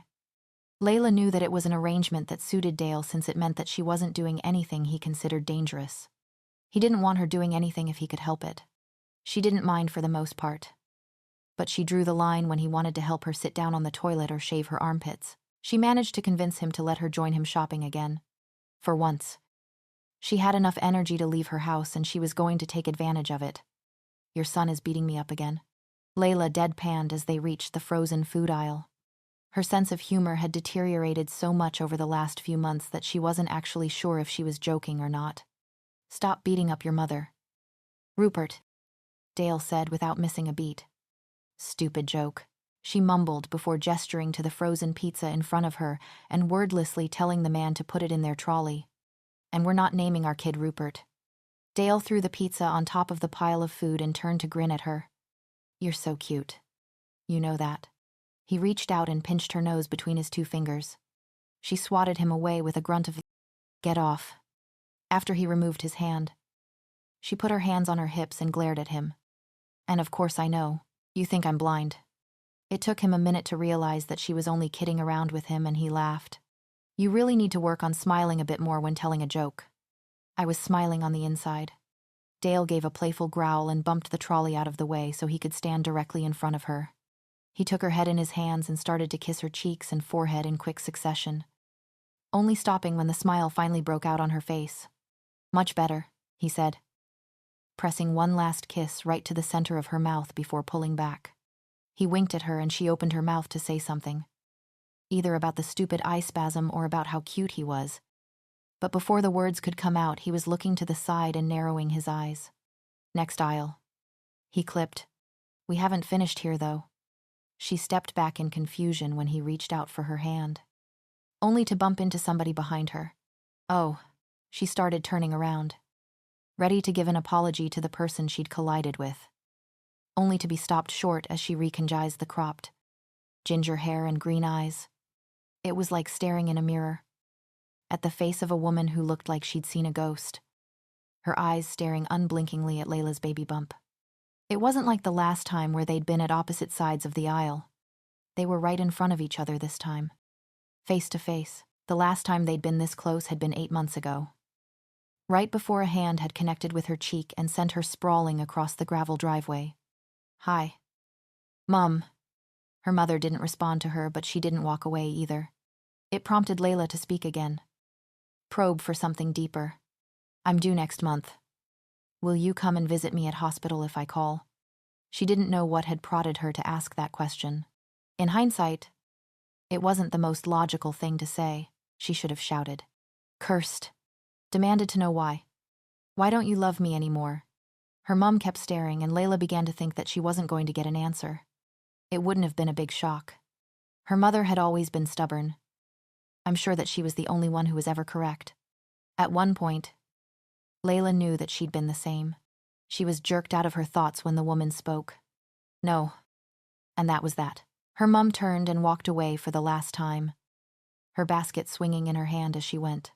Layla knew that she should have probably been sad, but she was too exhausted to care much more than she already did.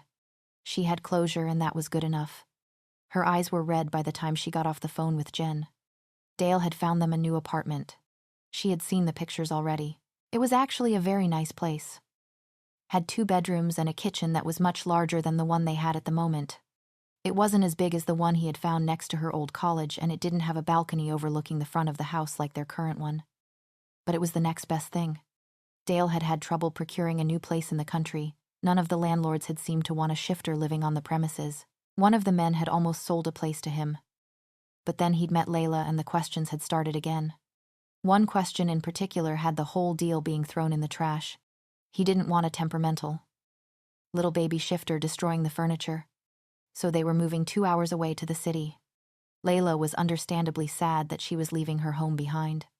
There were so many memories in their little town, so much that she wanted to stay attached to. Yet, more than that feeling of attachment, she felt stark relief. The city, away from the countryside rules and the bullish people, the discrimination and the uncaring doctors that she didn't trust to deliver her baby. It was a fresh start in a place that would hopefully be much more welcoming to them.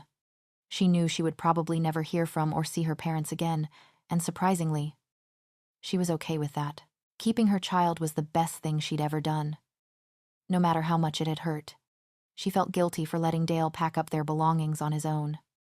But there wasn't much she could do about it. Sometimes, just picking up the remote for the television was enough to have her urinate herself a little, and the looks Dale would give her from that were already mortifying enough. She didn't need to see his bemused eyes on her if trying to pick up clothes from the floor caused the entirety of her perpetually full bladder to be released. The rent on their old apartment was up, so they were forced to rush the rest of the move, managing to transfer all of their belongings to the new house by the time the weekend was over. The city was beautiful.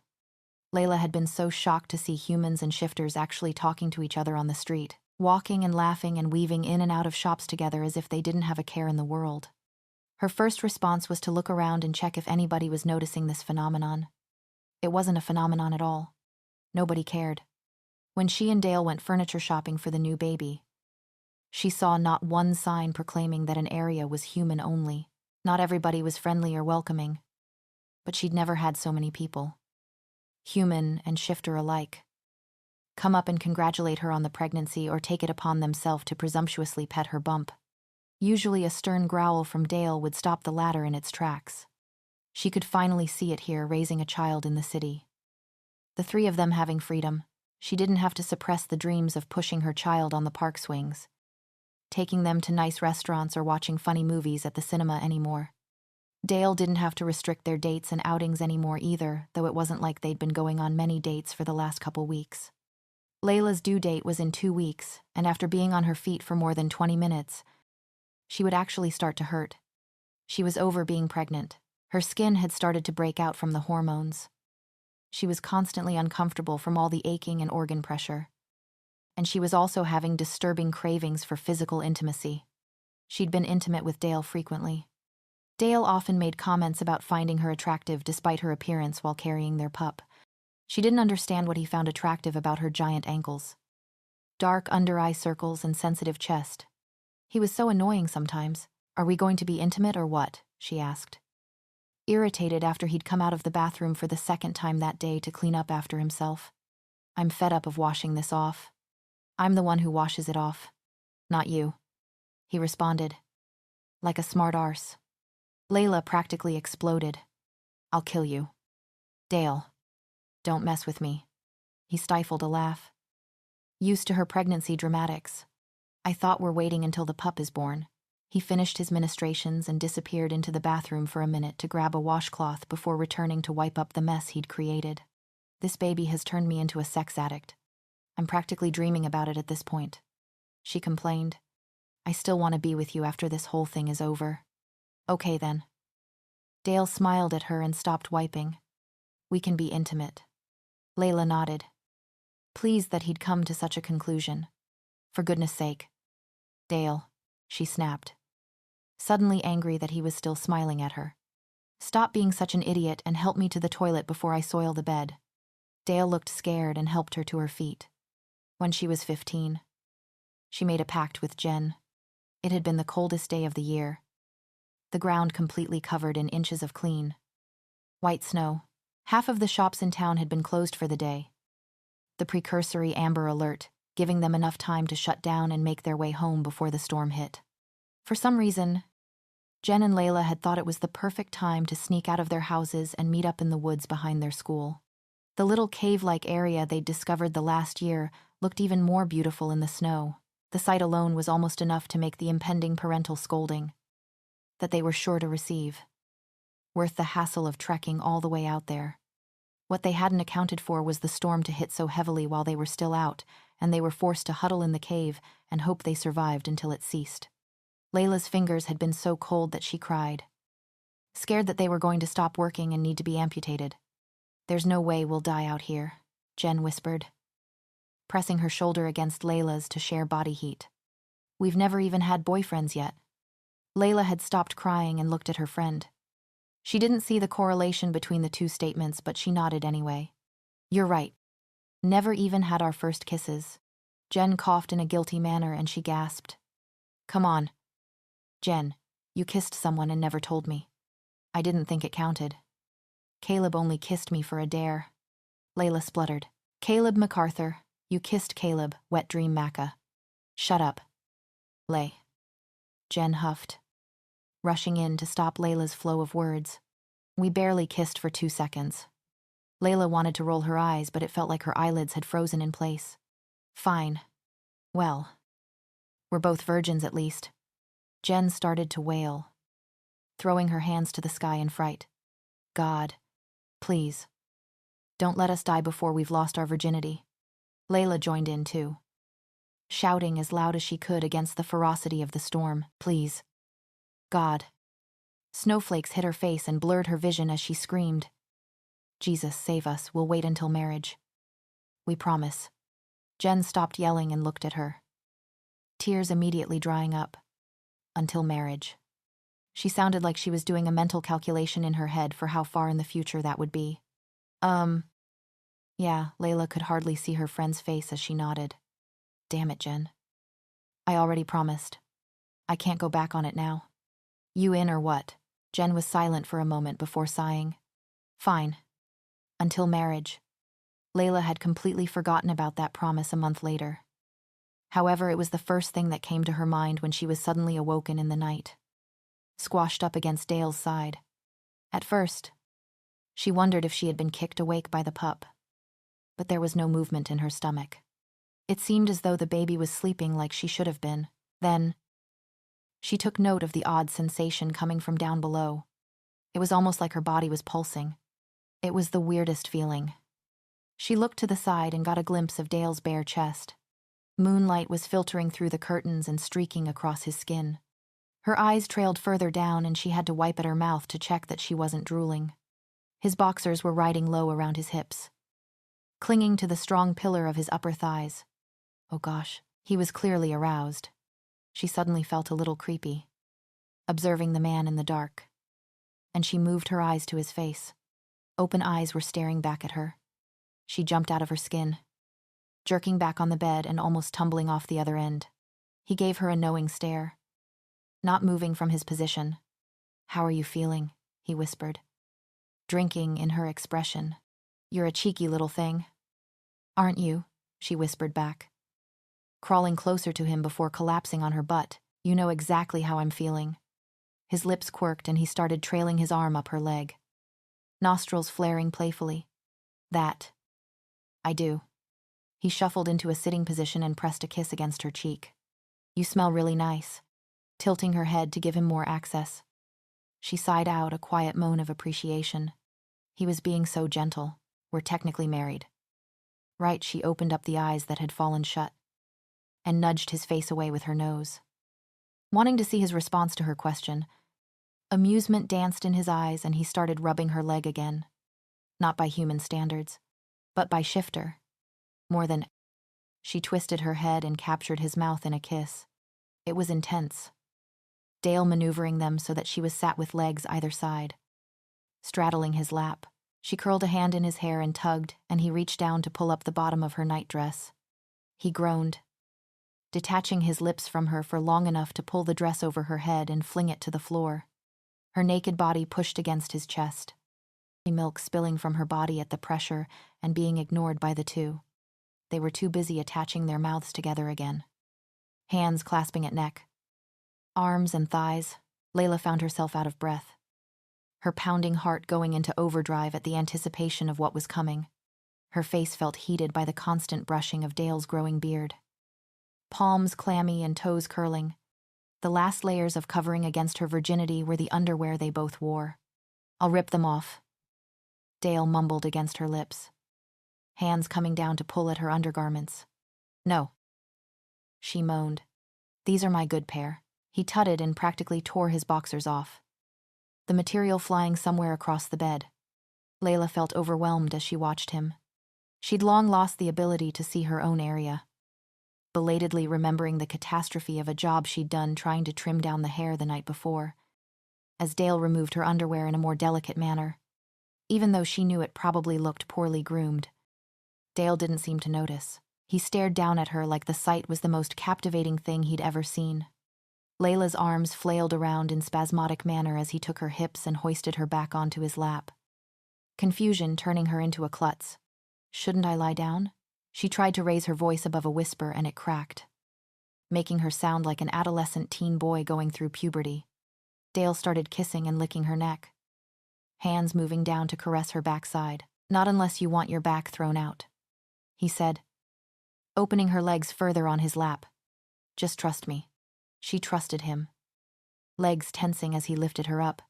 She didn't look down as he moved fully into her, every muscle and bone in her body locking, then relaxing, then seizing, then melting to boneless goo.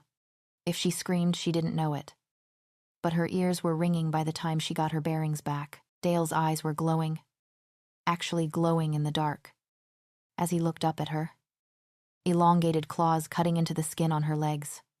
She didn't even feel it. "Dale," she whined. She struggled to keep her eyes open with every nerve ending in her body, directing her attention to the pulsing fullness below. He ended up flat on his back, both her hands on his chest as she straddled him, palms hot and wet. He bucked his hips, and this time she did hear herself scream. Sunlight had replaced moonlight, harsh rays hitting Layla's face and waking her out of sleep.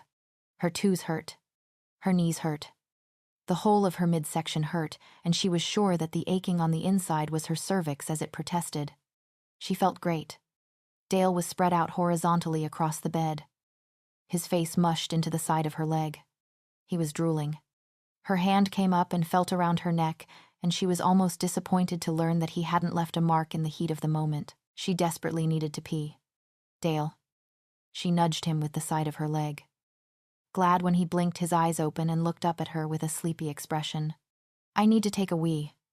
He looked down to the marks around her breasts and the claw marks on her legs and lit up with a wide, proud grin, having the audacity to say, "You look great, and you're starting to look like my toilet," she threatened. He scooped her up in his arms, bridal style, and jumped off the bed. Not so fast, she squealed, clenching her legs together. There's too much pressure on my bladder. He ignored her plea to slow down, quickly rushing across the room to the ensuite in panic. It was a grave mistake, and he was forced to deal with the consequences of underestimating just how sensitive her bladder was. Bloody Layla. Did you just urinate on my arm? They had made it to the bathroom, but it was too late. The pup gave a particularly hard kick, and she lost the ability to hold it any longer. Dale didn't stop teasing her about it for the rest of the day. Rather than watching Dale give the finishing touches to the baby's room, she texted Jen and stoutly ignored her mate when he made another joke about needing to potty train her.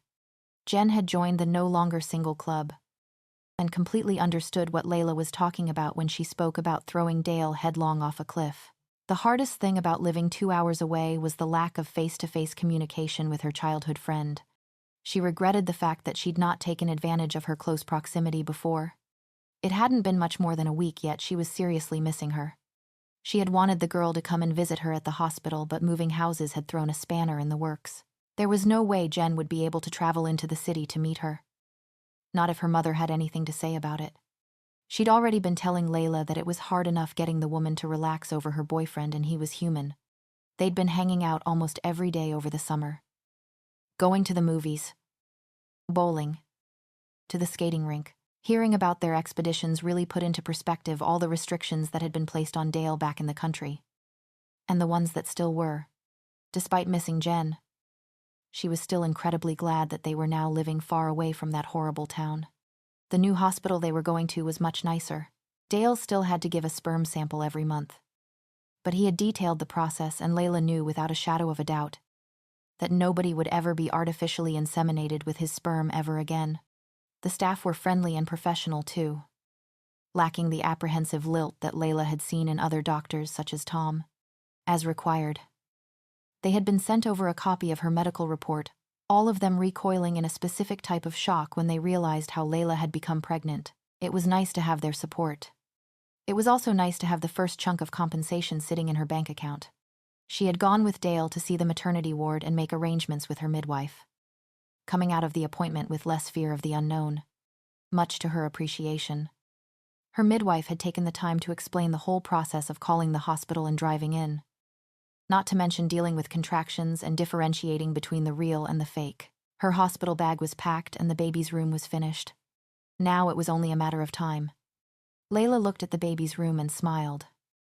It looks a bit weird without a cot. Dale struggled to hold her up and type out a text on his phone at the same time. Not really. The cot looks better in our room anyway. He sounded distracted, eyebrows creasing as he looked down at his mobile screen. He had been glued to the device all day. She patted his head and he carried her back to the living room before depositing her gently on the couch.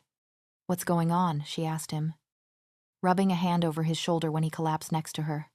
"Just work stuff," he muttered, finally sending the text and slipping the mobile back into his pocket. "Don't get me wrong. I'm working with some great people, but they don't know how to take a break. I'm already looking forward to taking paternity leave." Layla laughed at that. He'd just gotten the job earlier in the week and had waltzed around the apartment like provider of the year. They had both been elated by the news, primarily because it was the first time he was working in his area of specialty, finally able to put his engineering degree to good use. The city was treating him nicely. Yet, he was already dreaming about taking a break. She leaned back against the chair to stretch out the kink in her back when she was seized with a contraction, fire spreading across her lower stomach. Dale freaked out. "Is he coming? Should I call the ambulance?" Layla caught her breath and shook her head quickly. "No," she groaned. "I think that was just another Braxton hick." Dale didn't sound so sure and rubbed her head, pushing the hair away from the front of her eyes. "Are you certain? I feel like they've been happening a lot today." She clutched her stomach again as she had another contraction, hissing through her teeth as it hit stronger than the last. "You're starting to smell different." Dale leaned closer and sniffed, his voice trembling. "I think we should go to the hospital. But As soon as she started to make the excuse, she felt an inward gush and froze. "My water just broke." She thought Dale was going to lose his head when he reared back, but he didn't make a sound as he leaped toward the phone and called for the midwife. Layla felt like she was watching the scene from above as her body went into autopilot. How far apart are the contractions? She could hear herself answering the question. Getting the hospital bag and bundling into Dale's car. He was saying something during the journey. But she could barely concentrate on his words. She couldn't believe it was really happening. She was about to have a baby. Like a flashback. All the events of the prior 40 weeks played through her mind. From finding out that she was pregnant, to moving in with Dale, every early morning trip to the toilet, racked with sickness, to the aches and pains and bloating and leaking, all of it. Leading up to this moment, you're not dilated enough. You might as well go home and wait it out a bit longer. What she creased her brow together. Staring at the nurse like she was crazy. How much longer do you expect it to take? A few hours. Minimum. Dale and Layla looked at each other as they walked back to the lobby area. Let's wait here, he told her. Pupils so large that the color of his irises were almost completely swallowed up. Layla nodded and started to pace around the floor with him, praying that the movement would encourage their son to make an appearance sooner. There was an awful pressure around her cervix, and she started to break out in a cold sweat as contractions hit her with less resting time in between. Dale seemed like he didn't know what to do besides soothe her with comforting words every time she winced or grunted or stooped in pain. She paid very little attention to him. Instead, focusing in on the motions of her body and the movement inside of her, she mentally pep-talked herself and the baby, encouraging the both of them on with inward affirmations. She was made for this. Mr. and Mrs. Evans, Layla opened her eyes to see her midwife. Not finding it pressing enough to remind the woman that her and Dale weren't legally married. I suggest you go home and come back in a couple hours. Layla almost bit the woman's head off, a low sound escaping from the back of her throat. Absolutely not. You might be waiting here for a while then, her midwife said. Calmly. You'd be much more comfortable in your house. Dale made a strangled noise when Layla hunched over and clutched her stomach. Breath coming out in a shaky pant. The heartbeat. He sounded freaked out. Why is it getting faster? The midwife shuffled on her feet, mouth opening in temporary confusion until she remembered that Dale wasn't human. That's not unusual. She started. Well, maybe it's best I give you a check, she told Dale and Layla to follow her, and then they went walking down the hallway. Through the doors and towards the maternity ward. Layla took 2 steps through the doors and then stopped. Eyes buggering out of her head. She needed to push. Now. The baby's coming, she practically screamed the words. Looking up at Dale in fearful surprise. I'm having this baby. Right now. Dale looked like he was about to keel over. The midwife turned around and walked over to her before speaking in a soft, gentle voice. Let's just try to make it to the room first. Okay. Layla nodded jerkily. The midwife's walkie-talkie crackled, and then there was a voice coming through the other end. Ground floor ward is full. First floor, A, is free. Walking had become a concerted effort. Her belly was too heavy. The pressure too disconcerting. Almost there. The midwife said once they made it out of the elevator. Just a bit further. Good. You're doing so good. Layla. Dale's voice was a deep rumble. His own nerves and desperation pushed to the side as he focused on her well-being. You can do it. She wasn't going to make it. Oh. God. She whispered. Nails digging into Dale's arms. The head. I can feel the head. The midwife was suddenly on the walkie-talkie again. Calling for assistance. Dale. I can't walk. She felt a powerful rush of something go through her body, and she looked him square in the eye. I need you to pull my undergarments down. Dale did what she said without a second's hesitation, reaching underneath her dress and yanking her underwear down to the floor. Layla was crouched down on the ground before any of them could make another move, hands meeting the cold linoleum to brace herself. It was happening. Her midwife dropped all pretense of getting her into the delivery room and kicked into action. There was a probing hand underneath her and then a confident intake of breath. At the next contraction, you need to push. The contraction hit her without warning, and she pushed. An ear-splitting yell bouncing off the walls as she channeled all her energy below. Again, there was pain and adrenaline and concentrated energy flowing through her, crashing over her. beating against every nerve and synapse in her body. And Dale's voice amongst it all. "You're doing so well. Keep going." There was a pop. Yes. Her body was made for this. Another push, and then a cry filled the air. "My baby," she whispered. The baby took a shuddering breath and let out another cry. Louder. She couldn't believe it. He was real. "Don't stop," the midwife called out. "It's just the head. You need to keep pushing." She pushed through tears, weeping in joy until the rest of her baby's body came sliding out. "My son," she cried, back hunching over as she sobbed her heart out. There was another cry from next to her, this one of fear, as a booming growl erupted from Dale and his body twisted into wolf form. He was a hulking, brown-furred beast, another growl releasing from his throat before he howled, the floor shaking with the vibrations. Layla didn't get a good look at him because a moment later, her son was being placed in her arms, blood and all. She looked at him in total shock. She had expected him to be the splitting image of his daddy. But instead, she was greeted by a baby with a head full of ginger hair. Just like her, all the worries that she would be too different to her son completely washed away. She was looking at her baby, her child. She sat there on the cold hospital floor, gazing at her baby in total adoration while Dale yipped and jumped and pressed up against her side with his body. Finally, he transformed back into a human, stark naked, and was able to hold his son while she birthed the placenta and the cord was cut. She barely felt the placenta come out. The whole thing feeling so inconsequential compared to the birth of her son. Eventually, they were moved into the delivery room and Layla was placed in the hospital bed, watching as Dale cradled his son and snarled at any of the nurses who tried to take him. It took a while before he listened to their requests and allowed them to wash and weigh and check their child. The baby was cleaned, clothed, and before Layla knew it, he was latching onto her nipple as she breastfed him for the first time. She didn't know how long it took before the rest of the excitement wore off. But when it did, tiredness crashed against her like a tidal wave. She was drained of all her energy.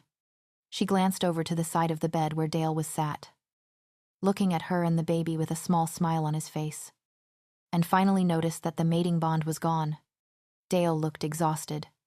There was a paleness to his skin that she'd never observed before, a slight darkness to the underside of his eyes. His lips were cracked and she noticed, for the first time, that the top one was fractionally fuller than the bottom, slightly less pink. His presence didn't feel so large and overwhelming anymore. It was weird. There was an emptiness and hollowness there.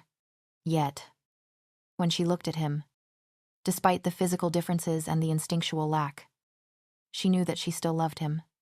Now that the innate desire of the bond wasn't there, she could see that she actually really liked him as a person. She liked the way he had helped her through the pregnancy, never once telling her that keeping the child had been a mistake. He had picked her up straight away when she was homeless, never missed a doctor's appointment, made sure that she'd always been well fed and as comfortable as she could have been considering some of the circumstances, regardless of what went wrong and what went right. He had done his best. They were both young and naive, but he had shouldered the responsibility of their well-being without complaining about it once. She had turned his life upside down, and he had selflessly let her. "We need to give him a name," she said quietly once the baby had fallen asleep on her breast. "Yeah," he breathed out, crinkles around the sides of his eyes as he smiled. "What were you thinking?" "I want something with a meaning," she told him, rubbing her hand over her son's head. "How about Felix?" he asked, reaching out to hold her free hand. "It means happy, but it can also mean fate." She looked down at their entwined fingers and then back up at his face. "I love it. Felix. Our son," Dale whispered. They fell into a contented silence before Layla spoke again, asking the question that had been brewing between them for the last couple of months. "So, are you going to bond with me now?" She was ready to have the gushy, overpowering feeling of the mate bond back. "Just give me a moment," he murmured. He stared at her for a long moment. She was well past the self-conscious stage of their relationship, but his stare was evasive, soul-searching almost. He was looking for something deep inside of her and she could only hope that he found it. Finally, He smiled. It was another full-blown, glorious, joy-filled type of smile, complete with glimmering eyes and flashing teeth. His pupils were normal-sized, not bled black with the emergence of his wolf. That told Layla that whatever he was feeling was all him, not solely influenced by the animal side of him that paid little attention to logic. Then, his eyes began to go black, and his smile a bit more predatory. "Yes," he said. "Now I know for sure that I love you." With that, he leaned over and sunk his teeth deep into her neck. Newborn babies were synonymous with sleep deprivation. Layla regretted all the nights that she had taken sleep for granted, waking up every couple hours to feed a crying baby, or change a dirty nappy, or walk around the darkened room until Felix fell asleep. Was a real energy sucker. The early morning cuddles and sloppy, wet kisses made up for it, though. Both from Felix and Dale. She was coming to recognize that Dale was truly one of a kind. Pregnancy or no pregnancy, he took care of her. Of them. He was a good mate. Jen came down from Raynor's Creek to visit. Layla wrapped her in a hug and wouldn't let her go until they had waddled into the living room and collapsed in a heap on the couch. "You don't even understand how much I've missed you," she said, beaming at her friend. "Ditto," Jen laughed. "Now that I'm not living at home, my mom couldn't stop me from visiting. I'm so glad you're here." Jen finally caught a glimpse of Felix, who was asleep in his wicker basket, and covered her mouth to stop the high-pitched squeal of excitement that was bursting to come out. "Oh, my gosh. How cute is he?" Jen was utterly enamored.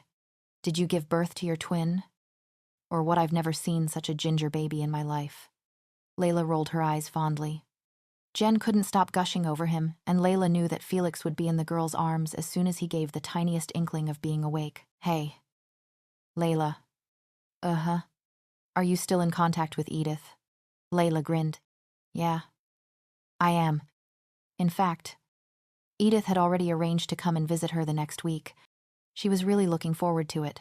"Well," Jen drawled, "it turns out we go to the same uni and we're both studying public politics. Turns out she's not that bad after all. The human body was amazing." Layla would have never known that she was capable of producing so many tears.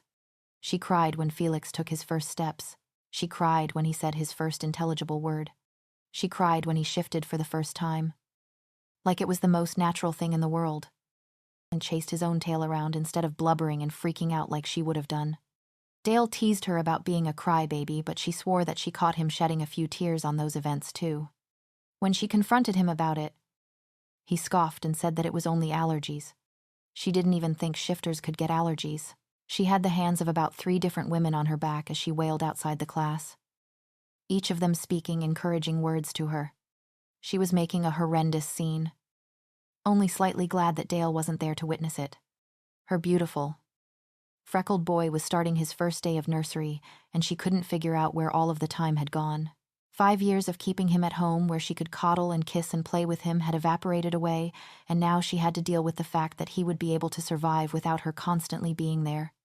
Felix turned around from the classroom door when he heard her give a particularly loud wail and rushed back over to her, running too fast for the human teacher to react in time.